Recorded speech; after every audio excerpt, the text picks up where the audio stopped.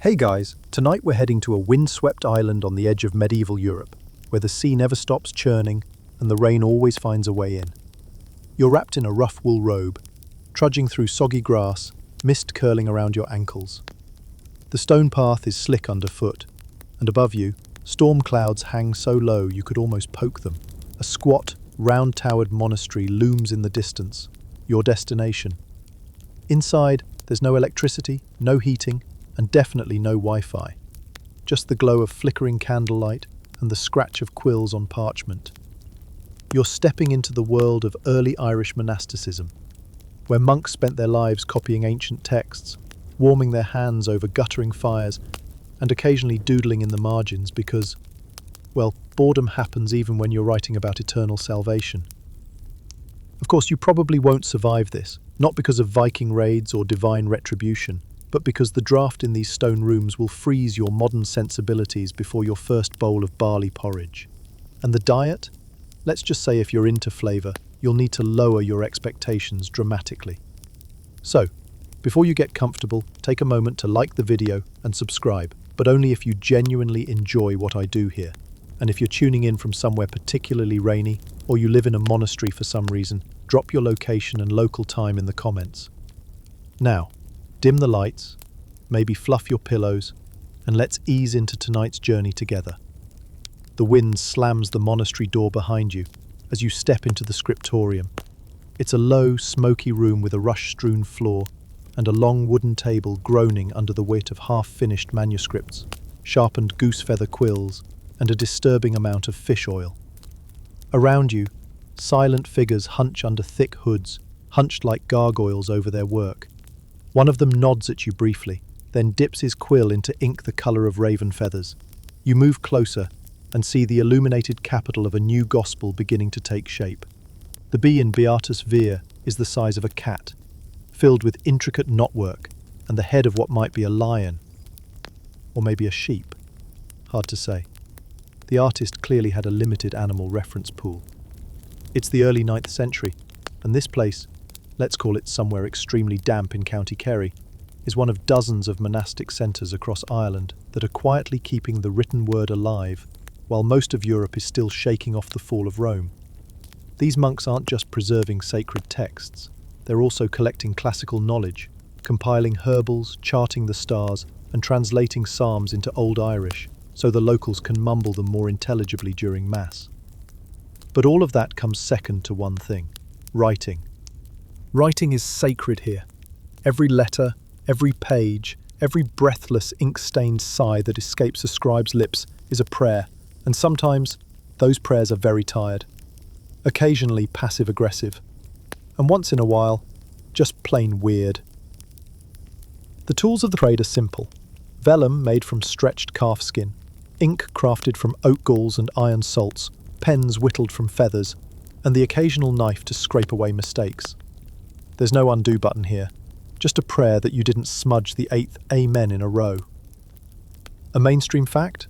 Irish monastic scriptoria were among the most prolific producers of manuscripts in all of early medieval Europe. The Book of Kells, that shimmering masterpiece of calligraphy and art, is only the most famous survivor of an entire culture that treated lettering like high art and holy duty. You watch a young monk across the room blow gently on a fresh line of script to dry it. His face is dotted with freckles, his hands ink-stained and calloused. He pauses for a moment and rubs his wrist. Carpal tunnel, it seems, existed long before office jobs. Suddenly, a shout from outside. The bell tower! A distant clang echoes through the cloisters. You stiffen. Is it a Viking raid? No, just Brother Kieran announcing that dinner is boiled cabbage again. You're safe. For now. There's a kind of magic here, not the spellcasting type, though old Irish monks definitely believed in a world brimming with angels, demons and saints who performed miracles like healing cows or causing rain to stop on command. No, this magic is the quiet, stubborn act of keeping the light alive, of copying and recopying text by hand, knowing they might never leave the island but doing it anyway. Quirky detail? One real medieval Irish scribe once scribbled in the margin, "Oh my hand," an agonized little outburst after hundreds of lines of text. Another wrote, "This is a joyless task." Relatable, honestly. Historians still argue whether these monasteries were truly peaceful sanctuaries or if internal tensions over food, over status, over who got the warmer corner, boiled under the surface. There's even evidence of scribes subtly insulting each other in code buried within the script. You settle near the hearth as someone reads aloud from a half-finished gospel. The Latin drones on, occasionally interrupted by the hiss of a damp log or the slow creak of someone shifting on a bench. You lean back against the cool stone and close your eyes. Outside, the storm still roars, but in here, the only sound is ink on skin, breath on parchment, and the slow passage of sacred time. You blink awake, still curled near the hearth, and the room hasn't changed much, except now the candles have burned lower, and the air smells even more like wet wool and regret. The scriptorium is quieter now, almost reverent, but not solemn, because just behind one of the larger stacks of manuscripts, something odd is happening. Brother Finton is hunched over his parchment, but he's not writing another psalm. No, you creep closer and realize he's drawing... Is that a cat? No, wait, it's a cat attacking a Viking. The feline has bared fangs and absurdly muscular arms. The Viking appears to be wearing far too much eyeliner. It's beautiful, ridiculous, and entirely unrelated to the sacred text above it. Welcome to the wonderful, wonderfully weird world of marginalia. These aren't just idle doodles.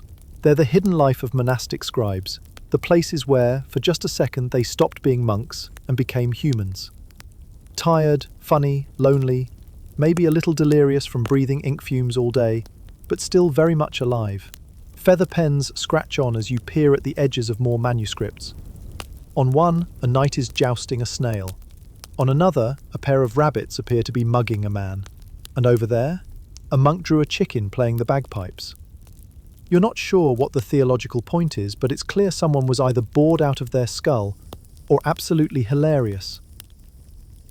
Mainstream historical fact: Irish monks didn't just copy religious texts, they illuminated them.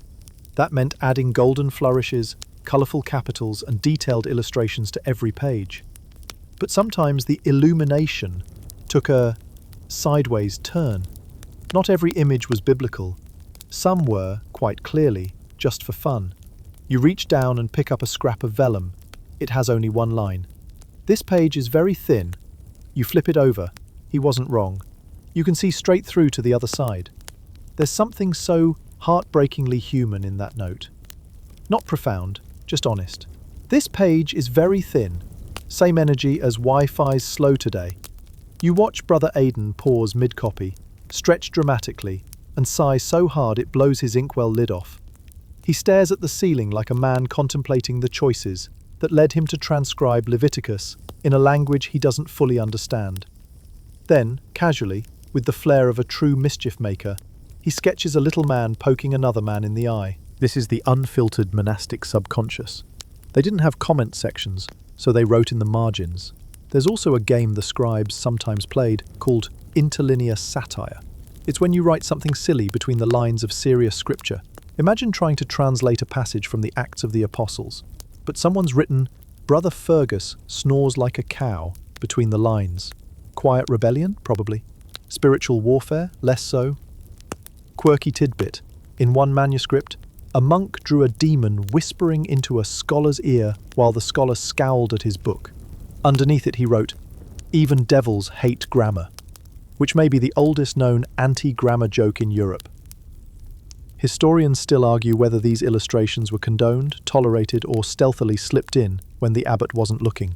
Some believe they served mnemonic purposes or moral symbolism, while others think the monks were just very, very bored. It's not all silliness, though. There are margin notes that record deaths in the community. One quietly mourns, "Today my friend died. It is cold." No name, no date, just grief in 6 words. You let your fingers hover over the fragile ink, as if touching it might somehow reach across the centuries. But before the melancholy sticks, you're drawn to a nearby scroll, with a vibrant blue initial A, so large it needs its own paragraph. Inside the letter, a fox in a tunic reading a book while riding a fish. Honestly, you're not even going to try interpreting that one. As Brother Finton finishes his Viking cat doodle, he leans back, surveys it like a masterpiece, and adds a final flourish. a tiny speech bubble. You lean in. The cat says, meow. Profound. You smile despite yourself. At the far end of the room, Brother Murcher, older, half-blind, and as wrinkled as a walnut, slowly flips through one of the older manuscripts. You glance over his shoulder. Among the prayers and chants, someone has written, "Let whoever reads this remember me. I was here." No joke, no drawing, just a footprint in the wet cement of time. Another scribe has added, "I remember," and someone else, years later, "I do not know who either of you are." The monks had a strange, wonderful sense of continuity, of belonging to a shared task that would outlast their breath, their bones, even their jokes about snail duels. You settle back down as the wind knocks against the shutters, the fire pops, the pages turn, and somewhere in the margins, another cat begins plotting its next Viking takedown. You wake to the sound of sniffling. A monk is sneezing into his sleeve while trying not to drop his quill, and the scriptorium feels colder than before. The hearth has dimmed to coals, and now your toes are absolutely numb inside your damp wool socks. There's a steady drip from the ceiling near the corner, and someone has placed a cracked bowl underneath to catch it. Not that it's helping much. Outside, the wind is relentless. Inside, the monks don't bother pretending it's comfortable. One is rubbing his feet while another adds peat to the fire. A few of them have gathered around it, quills laid aside for a moment, hands outstretched, sharing warmth and whispers in a mix of Irish and Latin. You shuffle over and join them. It smells of burnt wood, boiled barley, and slightly fermented onion soup. You wouldn't call it pleasant, but it's familiar now. You notice Brother Aeon, the youngest, holding a bowl of hot ink over the embers, gently stirring it with a twig. Ink thickens in the cold, you learn, and if it's too sluggish, your script will turn blotchy. He dips his feather in, then walks it quickly back to his writing spot, like a relay runner transporting sacred liquid. Mainstream fact: the monks made their ink from a mix of oak galls, iron salts, and gum arabic, creating a deep black that could survive centuries. And they often warmed it over the fire in winter, right next to their supper, which may explain why some manuscripts have faint traces of onion or barley. Accidental seasoning, or perhaps a scribe just got hungry mid-gospel. You sidle up beside a trio of scribes debating something furiously in hushed voices. Not theology, not grammar. No, it's whether miserere mei, Deus, should be in a larger script for the Easter liturgy or not. Apparently, Brother Seamus insists on 42 lines per page, no more, no less. You suspect he's the reason someone wrote, "Seamus is a donkey," in a decorative initial last week. The chill seeps into your bones as you return to your bench. You try to rub some life back into your fingers, but they're stiff. Writing for hours in cold, damp rooms with little more than firelight was no easy feat. In fact, scribes often developed permanent hand cramps and neck stiffness. Some even carved grooves in the wooden desk to rest their wrists. Others simply gave up and wrote lying down. Yes, really. One monk wrote a marginal note. "I am writing this lying on my side." Iconic. Quirky detail? A real Irish scribe once wrote, "Oh, my hand is weary though I wrote it well." Another followed with, "You won't write it better, brother." Was that a compliment? A challenge? Pure monk sass? Historians still argue whether these interscribed notes were playful teasing or bitter rivalries smoothed over by spiritual duty. You hear someone behind you stifle a laugh. You turn to see Brother Melcheknel grinning at his page. You creep closer, and there it is. A monk sitting by a fire, looking miserable, captioned, "I freeze, I shiver, I write." You nod in sympathy. It's like the medieval version of an office meme taped to a cubicle wall. But not all was hardship, even now, as the fire crackles. A kettle of herb tea steams merrily above it. Made from dried meadowsweet and mint, it smells vaguely medicinal and strongly bitter, sort of like chewing an old boot with healing properties. Still, you sip it. It's warm. It'll do. In the corner, someone begins to hum a droning Irish chant. The notes are slow, repetitive, perfect for copying lines in rhythm. You realize that for these monks, routine is everything. Cold mornings, fire-warmed ink, chant, write, chant again, Maybe eat a boiled egg if it's a feast day. And once in a while they complain. One note in the Book of Armagh says simply, "It is cold today. The snow is deep, the ink is freezing." You feel a bond across centuries with whoever wrote that. You're pretty sure they would have liked central heating and fingerless gloves. The fire is built up again, and you can finally feel your toes. A monk scoots over and offers you a round of flatbread still warm from the coals. It's tough, slightly burnt, and weirdly comforting. You sit there, chewing slowly, watching the scribes return to their benches with red noses and determined sighs. One adjusts the wick of a tallow candle. Another gently smooths a new piece of vellum with a pumice stone to get the surface just right. And there you are, still freezing, still surrounded by sacred texts and sarcastic doodles, and honestly, it's starting to feel cozy. You catch yourself staring at a page again. It's beautifully written, minuscule Latin script, perfect spacing, not a smudge in sight. But in the bottom corner, just barely legible, are 3 words. Send more parchment. Same energy as every office post-it ever written. The fire is crackling a little louder now, and the wind has finally decided to give the monastery a short break. You stretch your legs, brush crumbs of flatbread from your tunic, and wander toward the far side of the scriptorium where Brother Tig is hunched over something large and curved. It's not a book. It's a skin. A pale, stretched-out calf skin, fastened to a wooden frame, drying in the low heat of the room.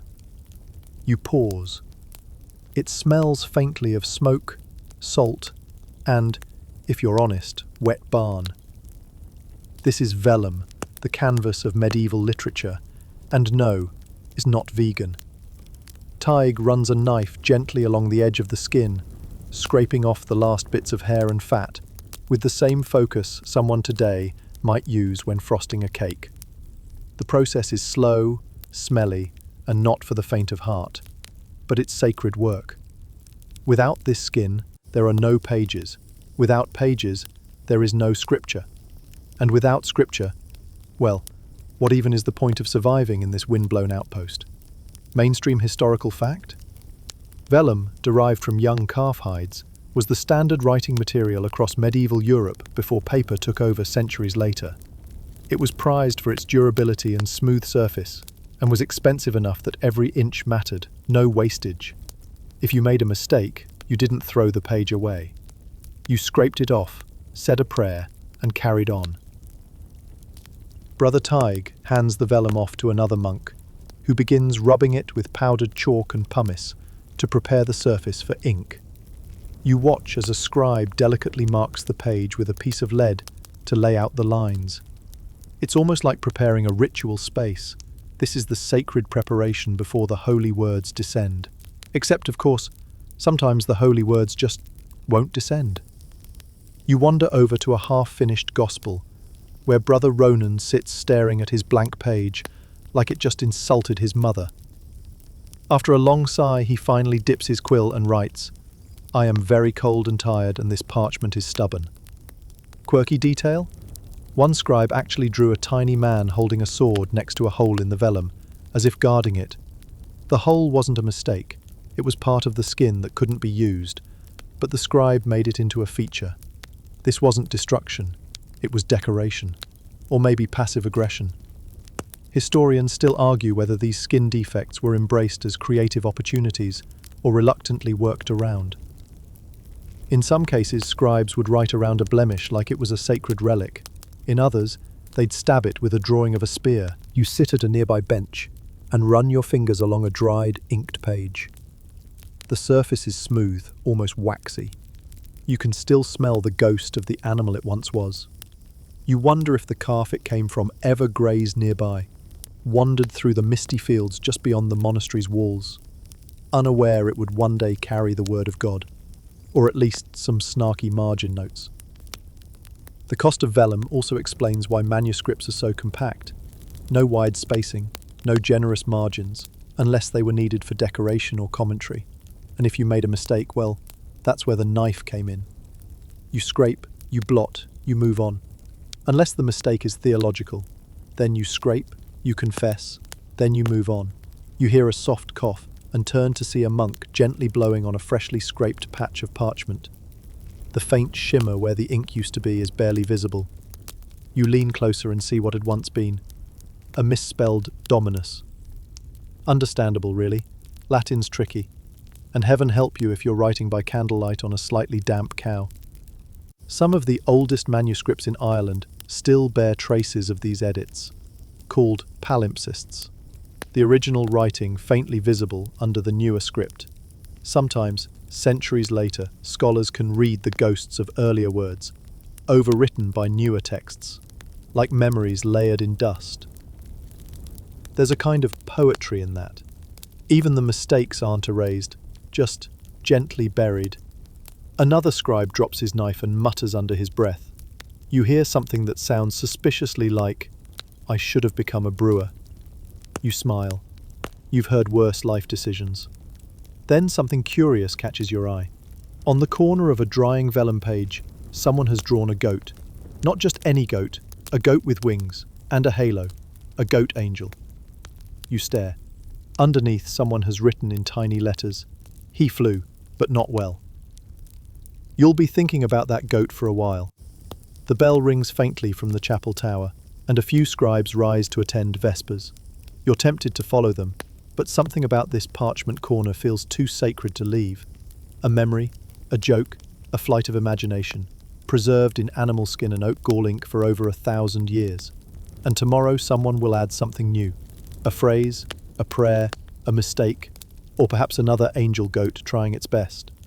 You lean back, the firelight flickering across drying vellum and half-scraped surfaces, and you wonder how many thoughts and feelings have been absorbed by these strange, beautiful pages, maybe more than the words themselves. You drift back to the same bench, half asleep, listening to the lull of distant chanting and the ever-familiar scratch of quills. The scriptorium has emptied slightly. A few monks remain, hunched in postures that suggest they've fused with their desks. You settle near one of them, an older scribe with wispy eyebrows and a look of permanent exasperation. He's writing in short bursts, pausing every few lines to stretch his neck and mutter something under his breath.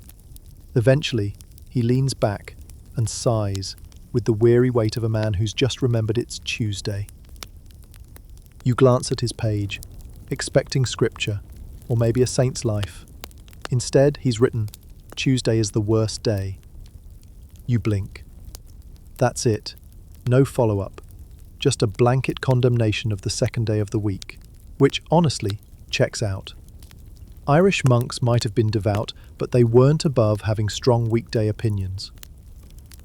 Quirky detail? One anonymous monk scrawled a note in the margin that read, "Let this book end soon."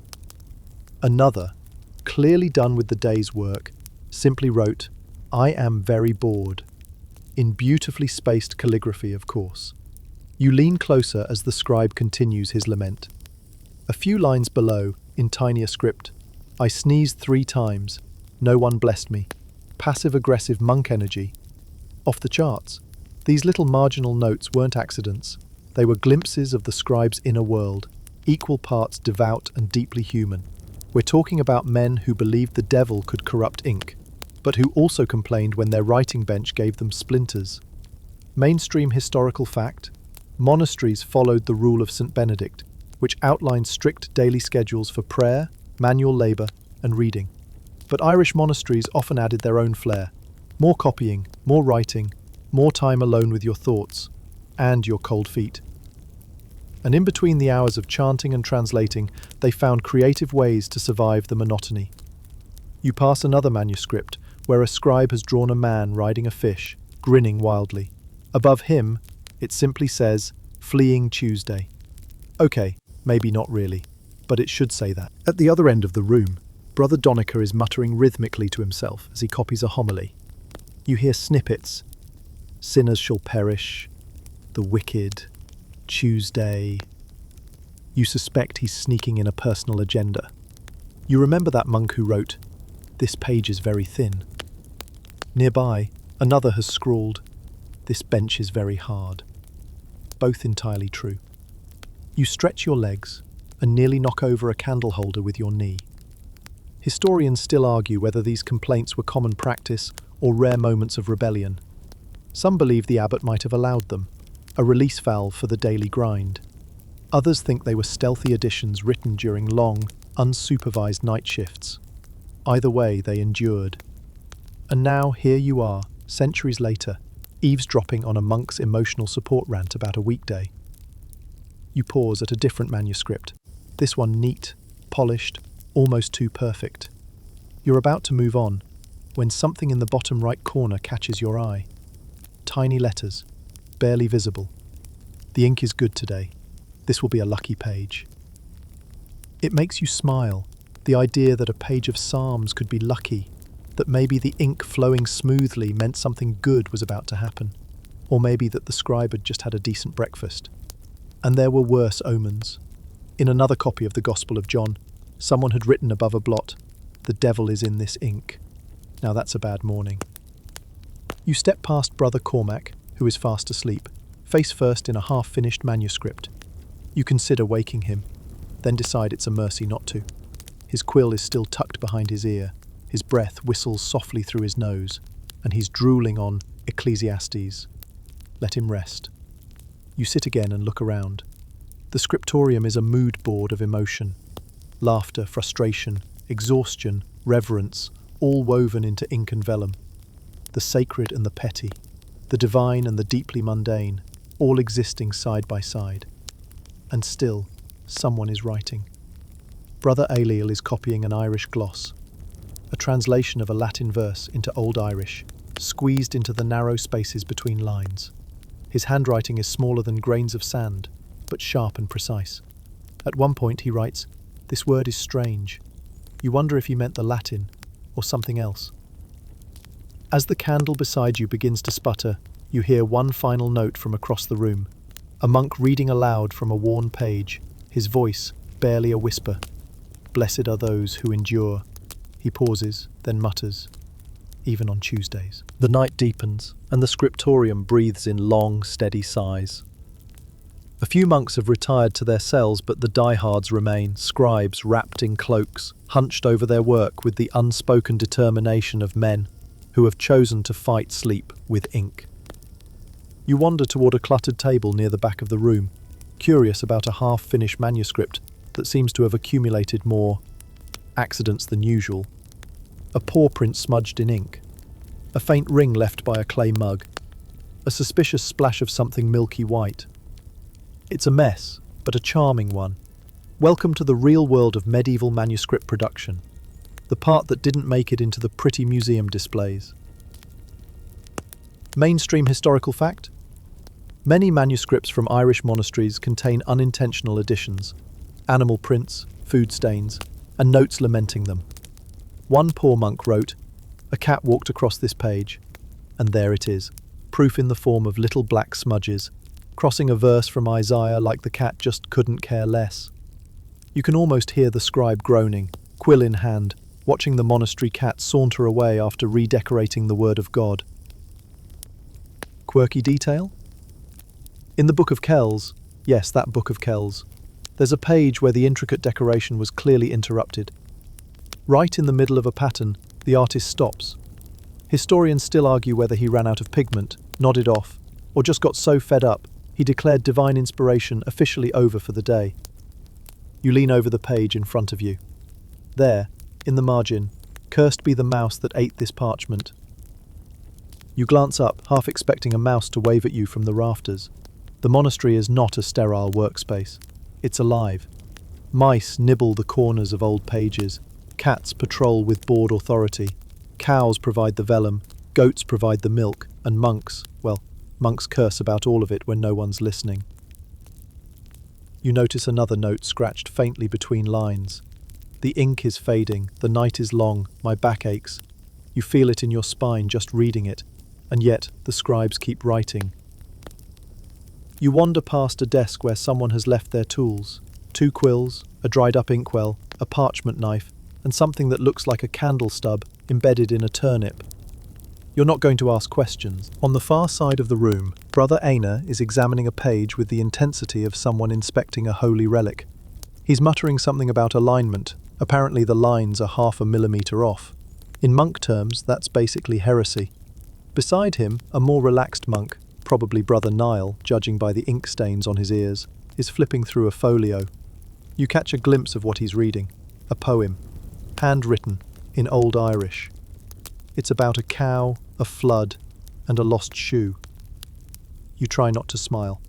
Poetry was often embedded in these manuscripts, sometimes inserted by the scribes themselves, sometimes copied from earlier texts. Not all of it was spiritual, some of it was just delightfully odd. You move on to a darker corner of the room. Here the candles are fewer, the air heavier. A scroll lies half open, revealing rows of tiny script with dense commentary in the margins. One of the notes says, "If I had more light, I would finish this properly."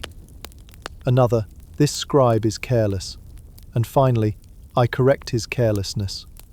You're witnessing a dialogue between scribes across decades, maybe centuries, like a really slow internet thread, only written on calfskin with knives.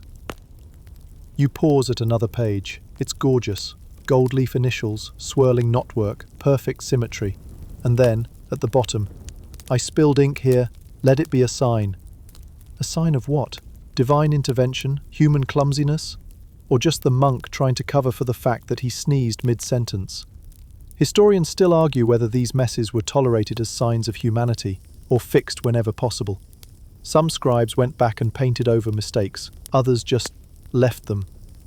You suspect they knew their future readers would understand that being human, tired, cold, easily distracted, wasn't incompatible with holiness.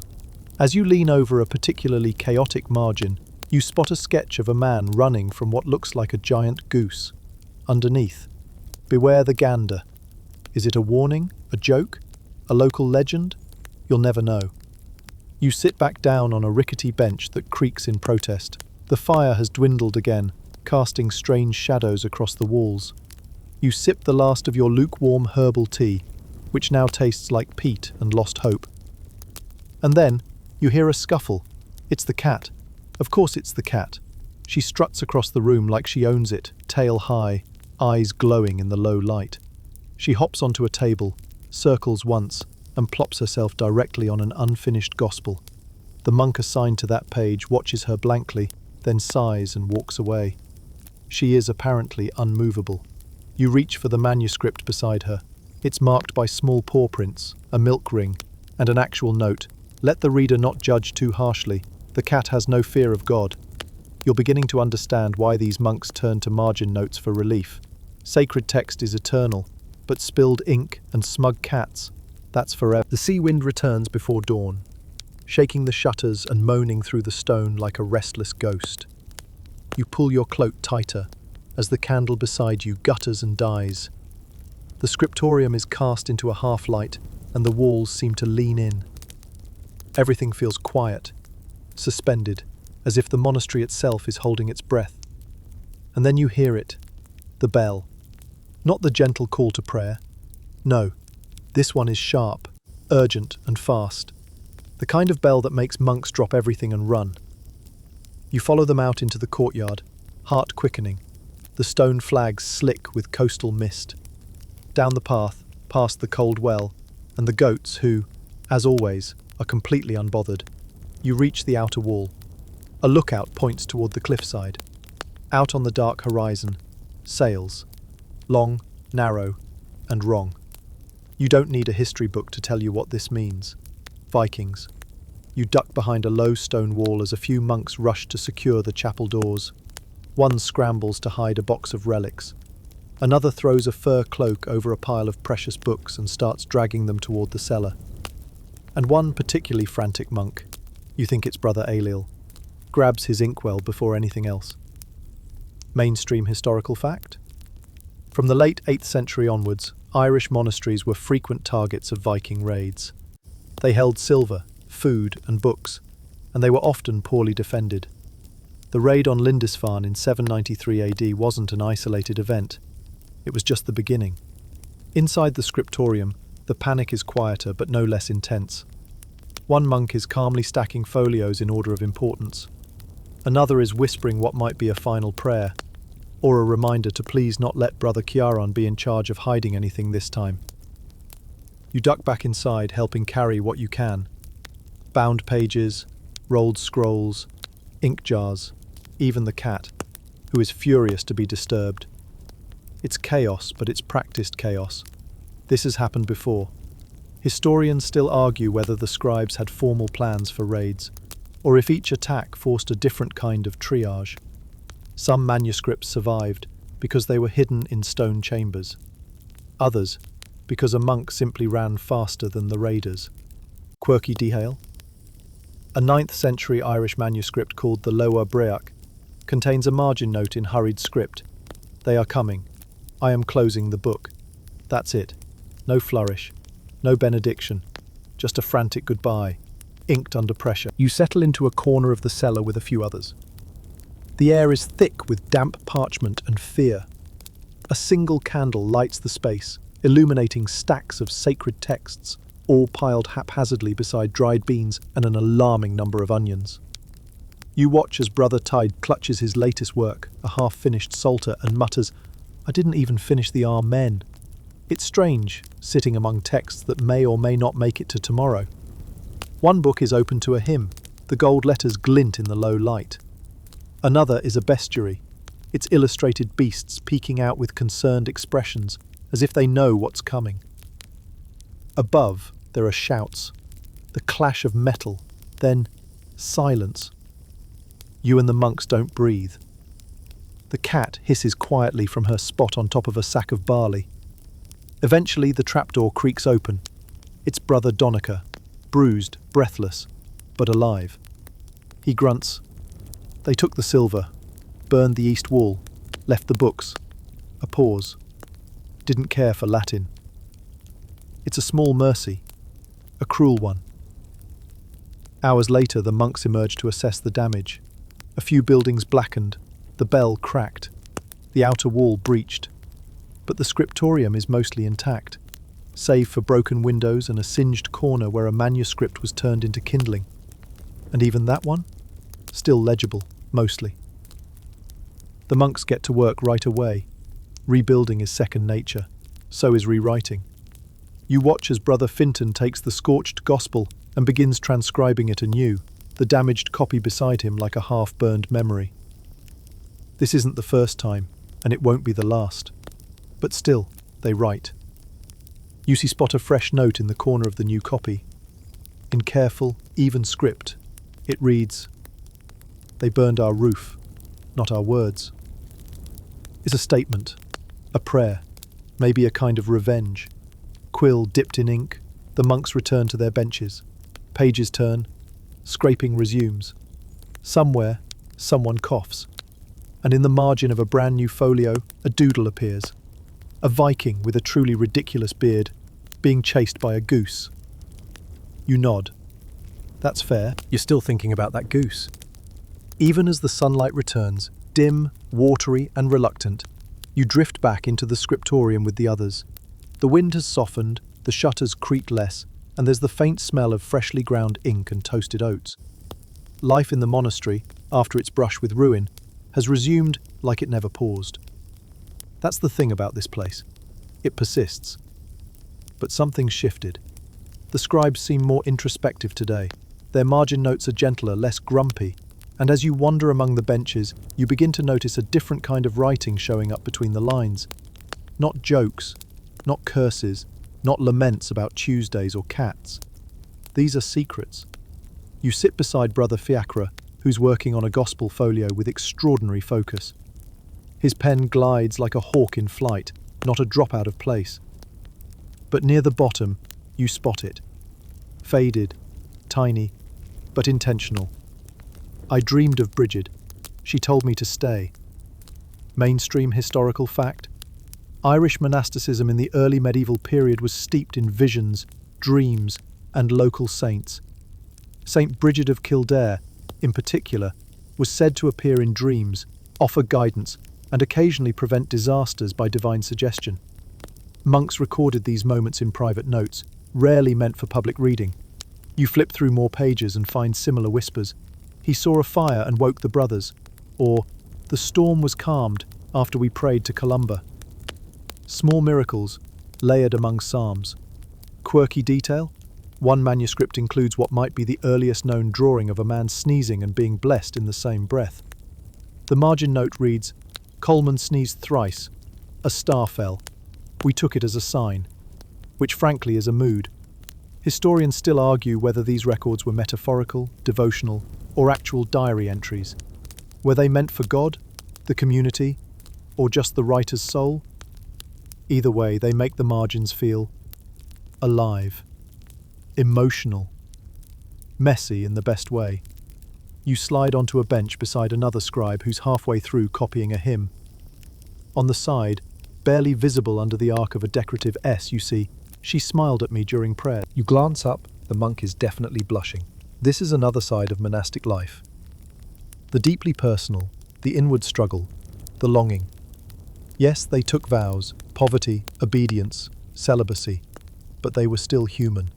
And sometimes, the margin was the only safe place to confess what couldn't be spoken aloud. Nearby, someone has doodled a bird. Long neck, awkward feet, and an undeniably goofy expression. Underneath, "He visits me in dreams." You wonder if the bird is symbolic, or if this is just a recurring nocturnal peacock problem. You keep moving, drawn to another page where the script is tight, almost agitated. It reads, "I think I saw an angel once, but he did not speak." That kind of uncertainty feels more modern than you expect. It reminds you that doubt and faith lived side by side here, line by line, letter by letter. Then you stumble on something unusual. A coded note, not obvious so, but the letters are strangely spaced. The Latin, off. You squint, rearrange it in your head, and realize it's an acrostic. The first letters of each word spell, "I miss home." No further explanation, just a lonely message left like a carved name on a tree. You lean back, noticing now how many of these secret notes exist. In margins, between lines, even hidden in elaborate capitals. It's a tapestry of inner lives, stitched invisibly alongside divine verses. And then, your favourite so far, a tiny line, written in an arch between two paragraphs of a saint's life. "I'm still here." 3 words, written in a different hand, maybe a century later. It hits like a whispered reply. Someone found the first note, and instead of erasing it, they added to it. Quiet continuity, an invisible conversation across time. And that's what this whole place feels like. The world's slowest group chat, stretched across centuries, using calfskin, ink, and doodles of saints and chickens. You pull closer to the fire, which is now built high and hot. The monks warm their hands. One hums a tune, another reads aloud from a life of St. Kieran, who once rode a fox like a horse. You don't even blink anymore. You glance at one final page before resting your eyes. In the corner, the tiniest writing yet. "If you are reading this, pray for me." You close your eyes. You do. You wake, slowly, the scent of warm peat and wax still lingering in the air. The fire has dwindled to embers again. Outside, the wind has quieted to the occasional whistle through the slits in the stone. There's a peace now, the kind that settles only after storm and scramble. You wander back to the benches and spot something new on the table. Parchment so finely stretched it almost glows, laid out under a weighted board. A scribe is preparing to begin a new gospel. The moment feels reverent, ritualistic, and then you notice the letters. Tiny, unbelievably tiny. You blink, squint, lean in. It's real. The text is so small it feels like it's meant to be read by ants or saints with microscopic vision. Mainstream historical fact: Irish monks developed an exceptionally fine, minuscule script to conserve parchment. The smaller the letters, the more text per page. With vellum expensive and time-consuming to produce, space had to be used wisely. No word was wasted, literally. Quirky detail? In one manuscript, the lines are so compact that modern scholars originally mistook it for decoration. Only after scanning it with magnification did they realize it's an entire psalm. Just really, really small, like should have come with a magnifying glass small. Historians still argue whether this tiny script was purely economical or if it held spiritual meaning. Some believe the act of focusing so intently on each minuscule letter was itself a form of meditation, a way of writing that blocked out all else, noise, hunger, even the wind gnawing at the monastery walls. You sit near Brother Rudon, who's bent over a sheet of vellum, tongue peeking from the corner of his mouth. He's writing in a style so fine you could swear it was etched with spider legs instead of a quill. Each line takes minutes, each word a prayer.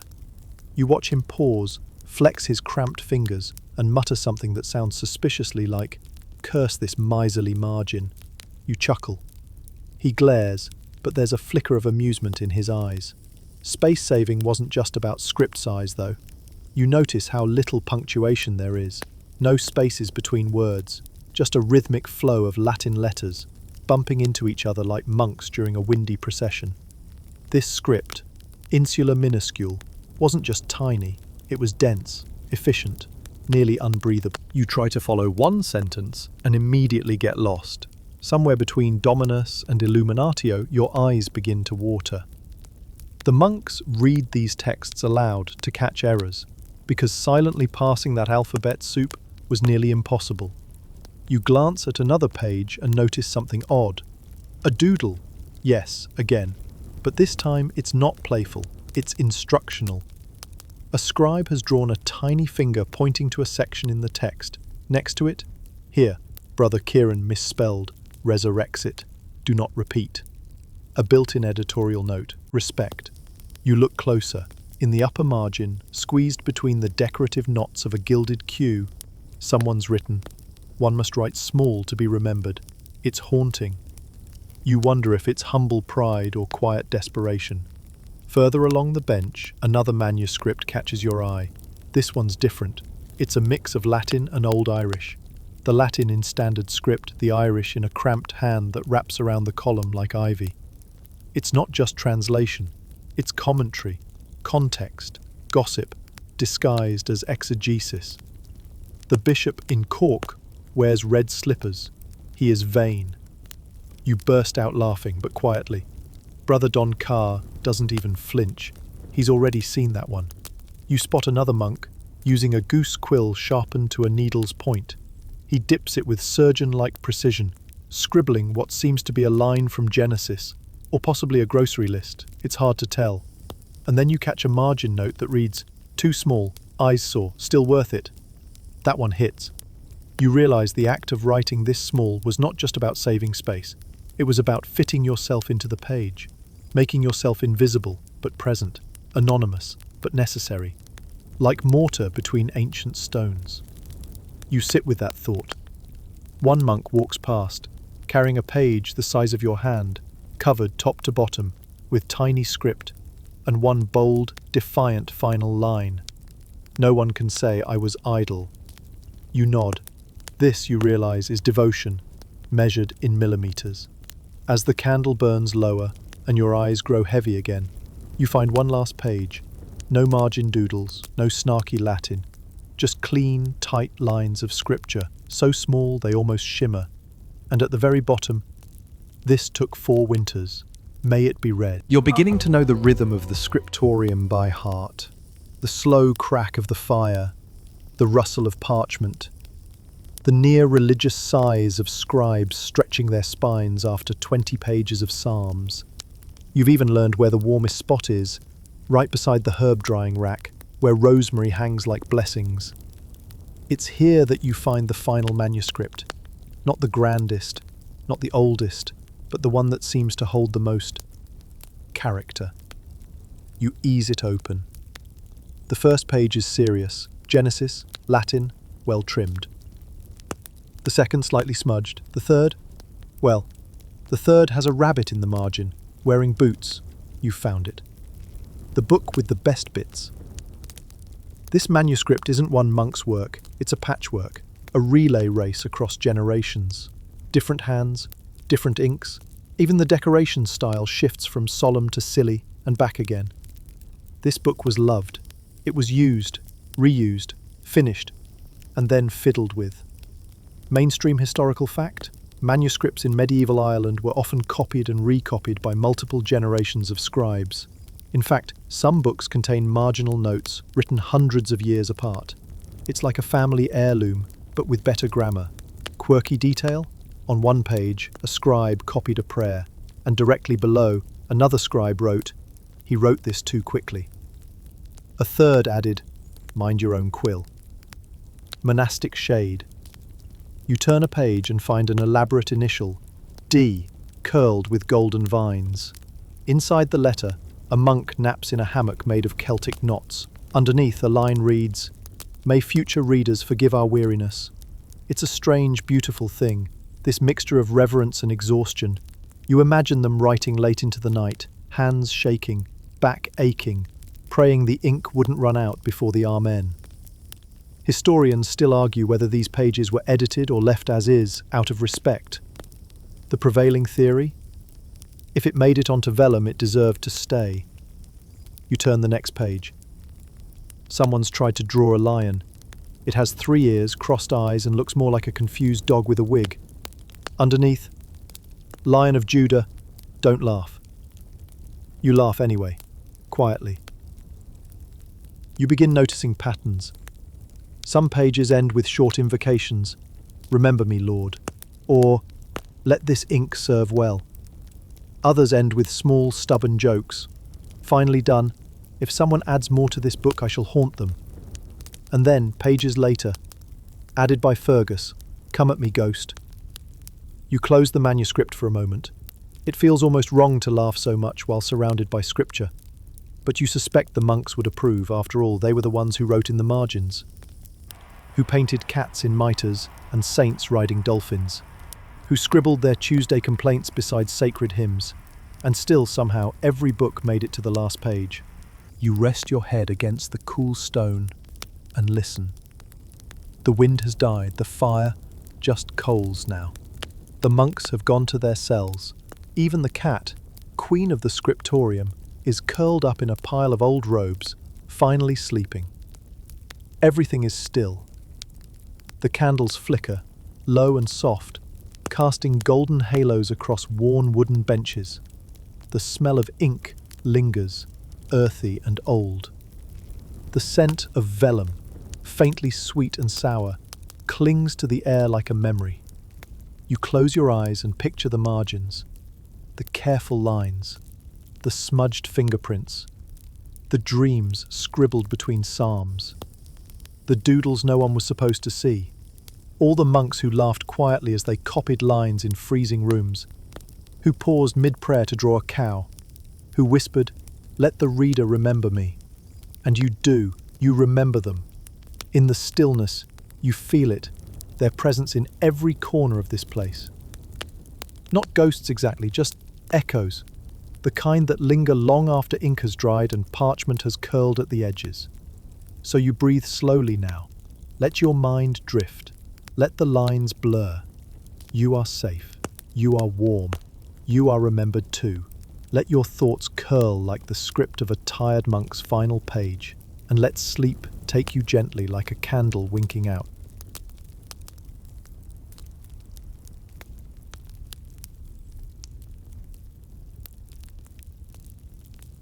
You trudge across a shadowy courtyard where plastered columns are still cool from the night. Papyrus torches sputter and hiss as sleepy guards exchange nods. Nobody raises an eyebrow at you. Apparently time-travelling tourists are just another quirk of Ra's daily commute. A hush falls when musicians begin plucking small harps called bennets, strings twanging softly like the Nile's own heartbeat. They're here to serenade the sunrise and your breakfast. The first platter materializes in the hands of a linen-robed steward.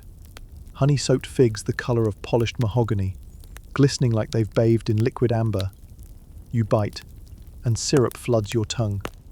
So sweet you almost hear your modern dentist scream across millennia. A second steward spoons yellow dates spread onto dense beer bread. Did you know the Egyptians brewed a low-alcohol liquid bread called henket, then baked loaves from the spent barley mash for zero-waste decadence? The stuff is somewhere between sourdough and malted muffin, and it's rudely delicious. You wash it down with, of course, more beer, served in a tall faience cup painted turquoise like a shallow tropical sea. The drink is thick, a little gritty, but surprisingly refreshing, especially when the morning breeze carries damp notes of lotus and cow manure in uneven waves. If you were truly royal, a scribe would already be tallying your calorie intake on a shard of limestone, ensuring the afterlife ledger shows you were properly well fed. Eternal accounting, fun. Behind you, a slim priest sprinkles black cumin over hot broad beans sizzling in a bronze pan. Steam coils upward, mingling with frankincense smoke curling from a miniature alabaster brazier shaped like a papyrus bloom. He waves a palm leaf fan, not for your comfort, but to lure the aroma toward the shrine of Happy, the Nile god. Apparently, even divinities appreciate a good breakfast. The priest mutters a quick blessing, then gives you a conspiratorial wink. Anyone who says Egyptians lacked a sense of humour has never seen a temple cook commit mild sacrilege before the second course. Near the riverbank, royal fisherfolk return with baskets heavy with mullet. Today's catch is destined for the king's later lunch, but several silvery fillets go straight onto salt slab grills, hissing like tiny cymbals. You wander closer, letting flakes of warm marble press into your soles, half expecting Gordon Ramsay to shout, "Where's the seasoning?" through a portal of swirling sand. Instead, a chunky kitchen cat with one torn ear claims the garnished leftovers and purrs as if she owns half the kingdom, which, given the ancient Egyptian cat claws, she basically does. Look east. The sun finally breaches the horizon like a gilded scarab crawling out of cosmic darkness. Trumpets carved from elephant ivory proclaim Ra's grand entrance. Their blaring notes bounce off pylons and cliff faces, setting ibis flocks flapping overhead. The palace baker, sweaty and flour-dusted, rolls a wheeled slate tray piled with pocket-sized loaves stuffed with minced dates and sesame. Ancient energy bars, minus the plastic wrapper. You tear one open, steam fogs your eyelids. The crumb is airy yet chewy, the sweetness mellow, the sesame toasted, almost nutty. This is the carbohydrate cloud nine your gym coach warned you about. A royal child darts past in miniature kilt, clutching a glazed pottery cup of goat milk sweetened with carob syrup. He offers you a sip. The two-handed kindergartner grip is optional. The milk is earthy, creamy, with a faint chocolate echo.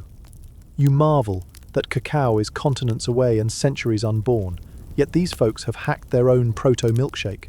Resourceful lifestyle gurus, these pharaohs.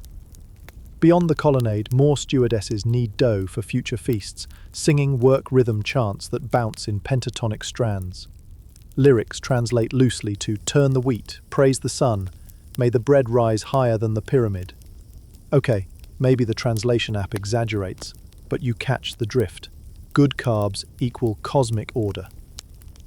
Somewhere, a middle manager scribe evaluates labor efficiency with a reed stylus, and you feel the weight of bureaucracy, even in paradise. A sudden flutter. Sacred geese waddle across the scene, necks stretched like living question marks. Their handler sprinkles barley to keep them from nibbling the altar cloths.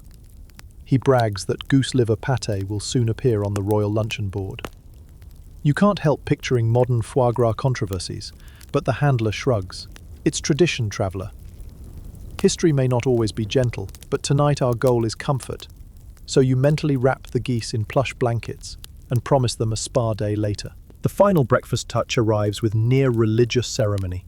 A tall cone of flavoured ice. Yes, ice, in the desert. Royal couriers have jogged pre-dawn caravans from Sinai's high passes, hauling snowy chunks wrapped in reed mats. Kitchen hands shave the ice, drizzle it with sweet sycamore fig syrup, and present a crystalline mound that sparkles like the sunlit river. You spoon airy snow that tastes of chill starlight and dusty melon.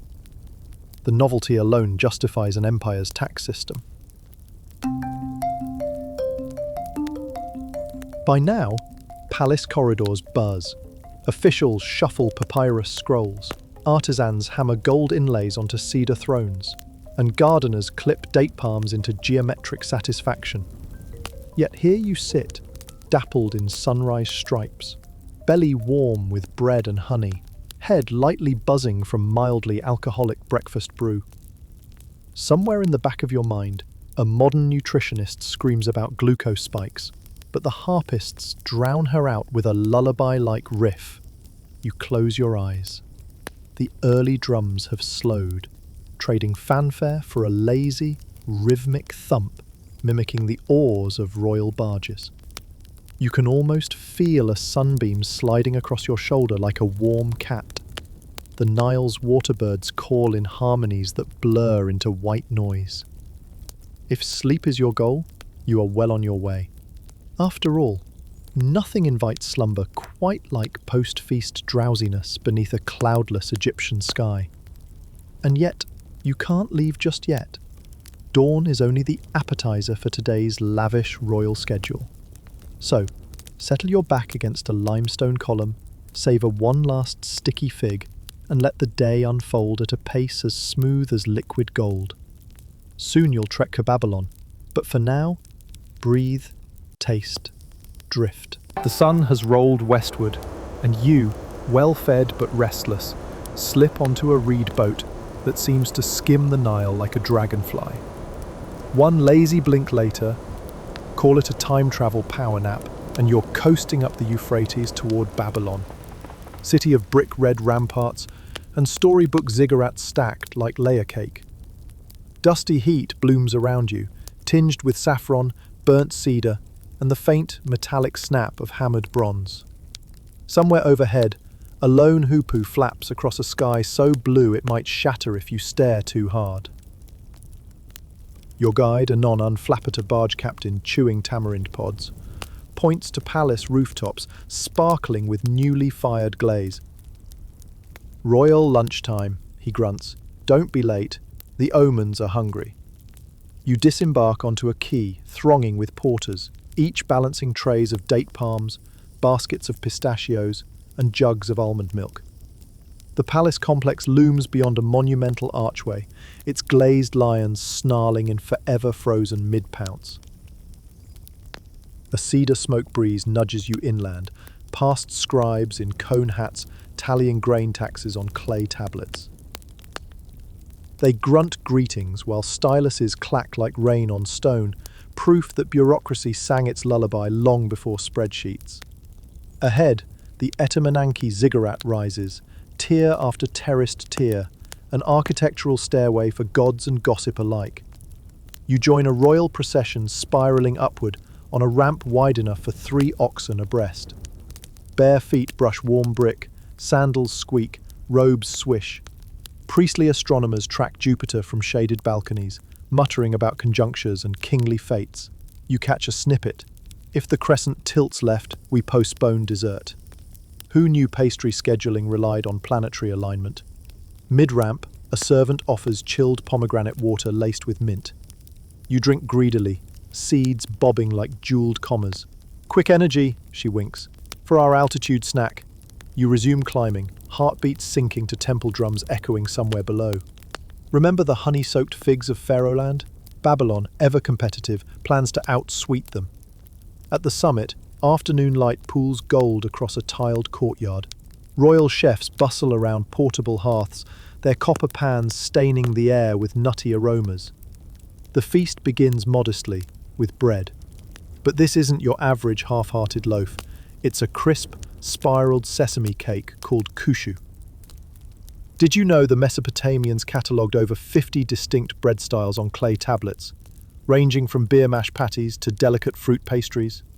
You break a kushu wheel.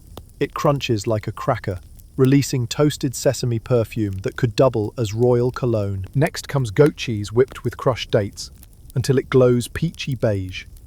You smear a generous dollop onto the warm bread spiral. The cheese is tangy, almost lemon bright, balancing the sesame's deep nuttiness. Each bite snaps, oozes, and melts in rhythm like caramel popcorn engineered to lull you into carbohydrate bliss.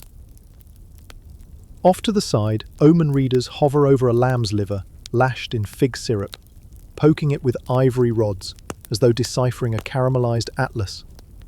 Historians still argue whether Babylonian orgies genuinely believed divine messages hid in organ contours or simply liked front-row dining perks.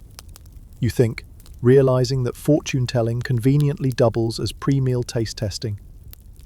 The chief reader squints at a purplish vein, then smiles wide. Apparently the gods approve of seconds. A drummer taps a syncopated cadence. Servers glide forward bearing ceramic plates piled with boiled quail eggs dusted in sumac.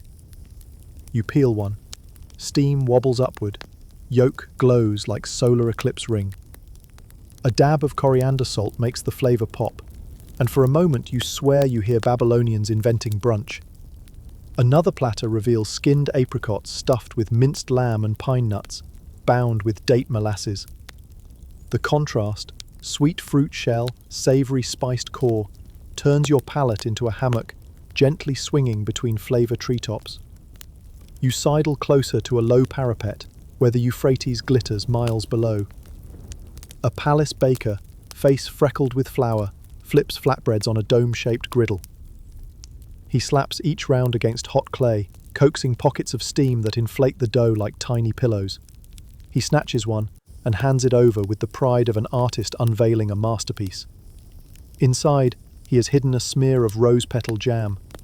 You tear a corner, and sticky petals fleck your fingertips like confetti. "Supper fireworks," he jokes. You laugh, lick jam from your knuckles, and wonder if every Babylonian child measured life's milestones by bread fillings. Off in a shady alcove, a wine steward decants apricot mead into cups carved from alabaster thin enough to glow. The liquid is amber, heady with wildflower undertones. You sip, and the warmth unfurls across your chest like a soft desert breeze at midnight. A lute player drifts by, plucking a languid melody that seems timed to each heartbeat. The tension in your shoulders loosens. Eyelids flutter half-mast. If a bed appeared, you might face-plant gladly, but the royal schedule insists on at least 2 more courses. Nothing stands between kings and their carbohydrate quotas. Servants roll in bronze braziers topped with skewers of spiced fish. Cinnamon and cumin sparks crackle off hot coals, swirling into new perfumes. Someone sprinkles crushed pistachio, green as oasis palms, over sizzling meat. When you bite, flesh flakes into buttery shards, juice mingling with citrus zest. In the periphery, astronomers recalculate star charts. Apparently Mercury just blinked, dessert secured. The finale arrives, a mosaic of candied citron peels, fig tartlets and tiny cones of honey-drenched barley sugar sculpted into lions. You choose a lion, naturally. It feels rebellious to nibble on the empire's mascot. The sugar crunches, dissolves, floods your mouth with pure nectar. Somewhere down the ramp, temple bells clang. An omen reader nods contentedly, liver conclusions verified by your happy chewing. You ease onto a cushioned bench, hugging the ziggurat's outer wall. Sunlight angles toward late afternoon, softening into buttery rays that paint every brick with sleepy radiance. Courtiers lounge nearby, gossiping about trade deals in lapis lazuli and cedarwood tariffs, yet the rumble of city traffic, donkey carts, water carriers, distant blacksmith hammers, muffles into a hypnotic background lull. Even the wind, snagging on parapet edges, purrs like a distant fan. Your stomach full, but politely grateful, sends up the white flag of contentment. A palace physician in rose-coloured robes offers you a digestif, mint tarragon infusion served in a clay goblet embossed with stylized fish. You sip, the mint cools, the tarragon whispers anise, and digestion shifts into cruise mode. You remember the Egyptian priest's wink and realize priests everywhere understand the value of a well-timed after-dinner herb. As shadows lengthen, torchbearers ignite reed bundles soaked in aromatic resins. Flames dance orange and teal, releasing piney sweetness that mingles with leftover sesame smoke. Somewhere, a child laughs, chasing a hoop down the ramp. His giggle echoes up to you like a soft percussion instrument. Babylon, for all its sky-grazing grandeur, suddenly feels intimate, an oversized balcony where strangers share bread, cheese, and fleeting peace under watchful stars. A hush falls when the chief astronomer clears his throat, scroll unfurled. He predicts tranquil nights ahead, Mars behaving, comets nowhere in sight. You sigh relief. No last-minute celestial drama to rearrange dessert menus. All that remains is to lean into the warm brick behind you, let the torches flicker patterns on your eyelids, and breathe out the day's dust and delight. Tomorrow will ferry you east toward Persia's paradise gardens, but for now, your head nods in slow approval, and Babylon's lullaby soaks through each muscle like velvet twilight. Twilight coasts you eastward, slipping over dust-pink ridges of the Zagros, until the air turns crisp, piney, and faintly peppered with desert sage. One moment you're still leaning against Babylon's warm bricks. The next, your sandals land on a silk-lined terrace in Persepolis. capital of empire and aspirational decorative gardening. A canal murmurs nearby. Cool spring water diverted by canat tunnels that run underground like secret veins. Jasmine rides the breeze, and bronze braziers flicker to life, tossing coin-sized sparks into a sky now deepening to violet. Somewhere, just beyond the plane trees, a nightingale attempts a rather smug solo. You suspect he's the court's unofficial maitre d'. Your guide tonight is a steward with a beard oiled smoother than marble. He gestures toward a colonnaded gate, where carved stone bulls shoulder fluted capitals. While Babylon felt vertical, every inch clawing toward the heavens, Persia sprawls horizontal, confident that paradise can be coaxed from earth itself. The steward presents a lacquered sandalwood fan, topped with ostrich plumes. In case the pomegranate pollen tickles your nose, he notes, eyes twinkling. Naturally, you wield it like an oversized dessert spoon. You follow him into the Paradisa, the original paradise garden. Raised beds burst with silvery sage, emerald mint, and ruby-red pomegranate globes dangling overhead. Underfoot, polished limestone stays cool thanks to hidden aqueducts. Each step releases a faint chill that massages travel-weary arches. Imagine Babylonian sesame dust still clinging to your robe. Here, saffron vapors promise to trade it for gold. A low table awaits. Cedar, inlaid with turquoise and mother of pearl. Positioned over a stream so narrow, you could drag fingertips through it between bites. Cushions tower like mini mountains of brocade. You sink in. Knees folding lotus style. Musicians gather under a cypress. One plucks a sitar, strings sighing like sleepy cats. Another strokes a Comanche, coaxing notes that spiral upward. Hesitant at first, then drape the night like gossamer. Servants appear bearing silver platters studded with grilled apricots, walnut-stuffed dates and pistachio halves, dusted in rose powder. These are mere preludes. The steward himself sets the centerpiece. A domed copper pot he lifts with theatrical flair, releasing a plume fragrant enough to make Hellenistic tourists weep. Inside glows saffron rice flecked with barberries, candied orange peel, and slivered almonds. Jeweled rice. It's basically edible confetti. You scoop a spoonful. Grains shimmer like sunlight caught in liquid amber, tart berries popping between molars, then dissolving into floral sweetness. Did you know Persians pioneered the art of parboiling rice, then steaming it under a cloth to create tadig, that coveted golden crust? Tonight's crust arrives intact, sliced like a pie so each guest competes for the crunchiest shard. You claim a corner, the crack echoes through the garden, perhaps registering on some ancient seismograph. Next, chilled melon wine arrives in squat crystal decanters beaded with condensation. The first sip is winter masquerading as midsummer, icy, faintly herbal, with whispers of lime and mint. The trick, your steward explains, lies in towering mud brick ice houses called yakhchals. Even under blast furnace summers, they stored winter snow beneath thick insulation so the king could sip frost-kissed drinks in July, effectively inventing the royal slushy. You toast to pre-air conditioning ingenuity and let the coolness skate down your spine. A hush ripples through the courtyard. Courtiers in long silk robes, colours shifting from peacock blue to fig purple, straighten as the Shah strides in. He looks surprisingly relaxed for a man managing satrapies as far as India. Maybe it's the melon wine. He waves graciously, then signals for the next course. Lamb slow-braised with quince and prunes, its aroma weaving cinnamon, cardamom, and a base note of smoky cumin. The meat is tender enough to doubt it ever had bones. You fold morsels into sheets of thin lavash, adding spoonfuls of yogurt laced with dill. One bite, and the quince melts tart against sweet prune, while lamb melts altogether. Flavour fireworks spark down every nerve. Torches ignite along the garden perimeter, their reflections fencing in shallow pools that double as cooling mirrors. You notice pomegranate petals floating on the water, turning liquid surfaces into abstract art. Somewhere, a storyteller begins reciting the legends of Rostam and Sohrab, voice rolling like distant thunder, yet softened by the water's hush. The cadence lulls you into that sweet limbo between alert and dream-dazed, the same space where you somehow remember crocodile dung sunscreen from Egypt and sesame astrology from Babylon, all now stitched into your expanding travel blanket. Dessert unfurls as a trio: saffron ice cream studded with frozen cherries, cardamom rosewater pudding crowned with crushed pistachios, and wafer-thin almond cookies shaped like crescent moons. You spoon the ice cream first, sweet, floral, and icy enough to make teeth tingle.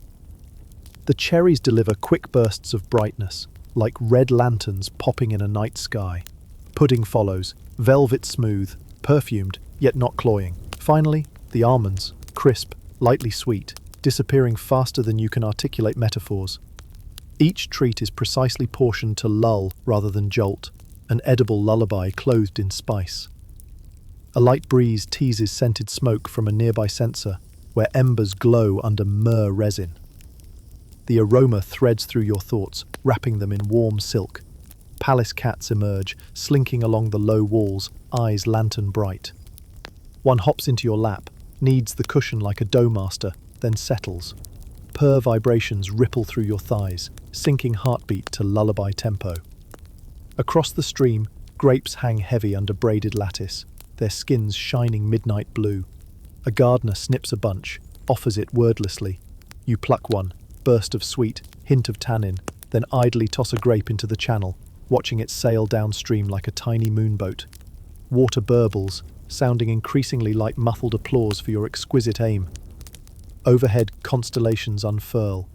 The Big Dipper tips just enough to suggest it's ready to ladle more melon wine.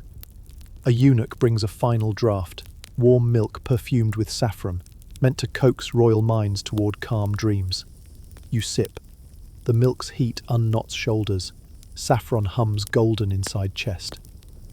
Musicians fade into slower rhythms, Comanche bow barely kissing strings. Notes smear together like wet paint. Your eyes droop. Pillow-soft cushions yield deeper. The cat in your lap stretches, then curls tighter. You let the fan slide from fingers. Ostrich plumes flutter onto carpet like falling feathers from some mythical bird of slumber. Somewhere, a water clock clicks, a gentle tick reminding everyone that tomorrow is someone else's feast, but tonight belongs to pomegranates, saffron, and star-flecked silence. For now, you allow eyelids to slant half-mast, breathing in the scent of roses cracking open under night dew. A distant nightingale resumes his solo. The melody hovers, circles, and finally folds like a silk scarf in the warm Persian dusk. The Persian night is still clinging to your hair when the scene tilts, flips, and steadies again beneath a bright Aegean sky. Salt wind whooshes in like a friendly slap, replacing rose-scented dusk with briny sunshine. You're standing on a marble threshold in Athens, sandals clicking across inlaid dolphin mosaics that practically wink at you. It's late afternoon, prime time for a symposium. Half dinner party, half intellectual smackdown, wholly devoted to stretching the mind and the waistband in equal measure. You follow a slave boy balancing a silver crater of wine so full it hushes with its own tides. He nods you into the andron, the men's banqueting room, where couches circle a low table littered with clay mixing bowls, fig leaves, and already crumbs of cheese that look suspiciously pilfered. The air is feathered with wood smoke and the sharp green perfume of freshly split olives. A lazy lute twangs somewhere off stage, warming up like a cat testing the softness of the rug. Your assigned couch is angled for maximum eavesdropping. To your left reclines a linen-robed aristocrat twirling his moustache with the practiced boredom of someone who inherited both vineyard and vote.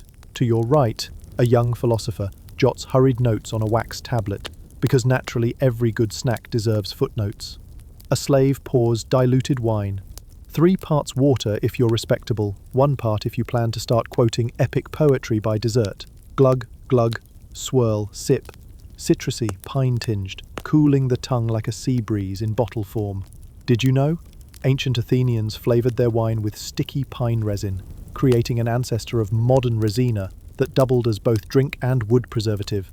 You can almost taste the shipyards. Plates arrive in parade formation.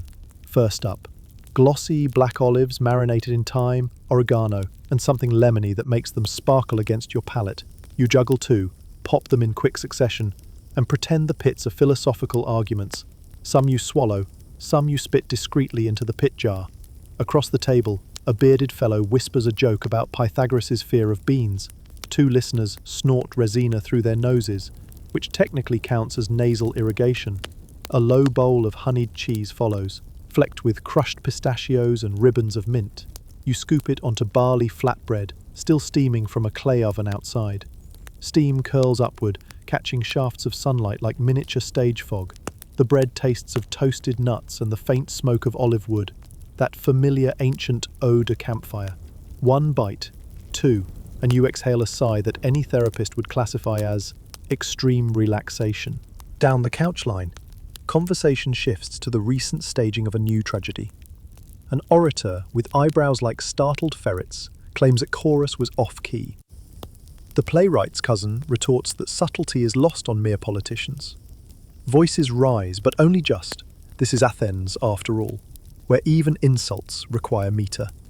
Between volleys, you notice platters of stuffed grape leaves, dolmaidacha, being ferried in.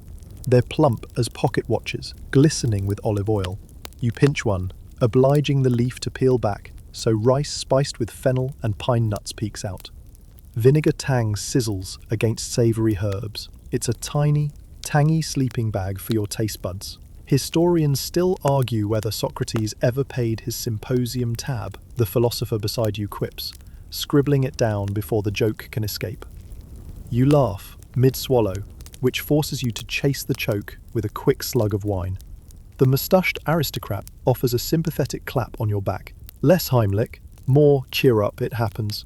Next enters a roasted sea bass, skin crackling bronze, eyes glazed in what looks like satisfied surrender. Slaves lift fillets free, douse them in garum-esque fish sauce brightened with dill and citrus. You slide a morsel onto bread, add a sneer of pungent goat cheese, and create the earliest recorded fish taco. Don't tell the Mesoamericans. The flavour is seaside picnic meets philosopher's paycheck. Salty, tangy, anchored by creamy funk. A sudden hush spreads as an elder wit, call him Critihies, raises a ceramic kylix, its rim painted with a little satyr dancing dangerously close to the edge. Critihies proposes a toast to moderation, which everyone finds hilarious given a table's growing chaos. He drains the cup anyway, proving moderation is best admired from a distance. You follow, savouring resin-kissed wine that leaves your lips sticky and your mood unreasonably optimistic. Olive pits pile up in a terracotta dish shaped like a miniature ship. You nudge them with a finger, arranging them into a crude constellation that looks vaguely like the Persian nightingale's trajectory. A slave clears them away before you can name the star pattern snack zor. New delights swoop in. Fried chickpea balls, proto-falafel, dressed in garlic yogurt, crisp shell, fluffy heart, tangy cool sauce. They vanish faster than you can craft adjectives. Laughter crescendos. The philosopher recites a clipping from Heraclitus about ever-changing rivers, while a heckler insists the river outside is mostly sewage. The group collapses into giggles. You realize this isn't mere dining. It's social Velcro, binding citizens with shared crumbs and harmless dome-smacking puns. Dessert launches as soon as the lyre picks up a languid chord progression. Honey cakes appear, tiny discs made of sesame and almond flour, fried, then bathed in warm honey until they shimmer. They're served with fresh figs, split like open secrets. You bite a cake. Hot honey floods your mouth and decides to stay a while. Figs follow, cooling, earthy, sweet as whispered promises. Soft dusklight filters through the open doorway. Outside, cicadas strike up their metallic choir, the sound stretching across olive groves like a silver net. Indoors, oil lamps flicker, painting noses and cheeks with gold. Someone starts a drinking game involving quotes from Homer. You wisely fake hiccups and nurse your cup, because time travel hangovers are murder. Your eyelids droop. Retina hums in veins. Pillows on the couch seem to expand like marshmallows. The low lute slows to a heartbeat rhythm, each pluck drawing you nearer to that slippery ledge between witty wakefulness and dreamland.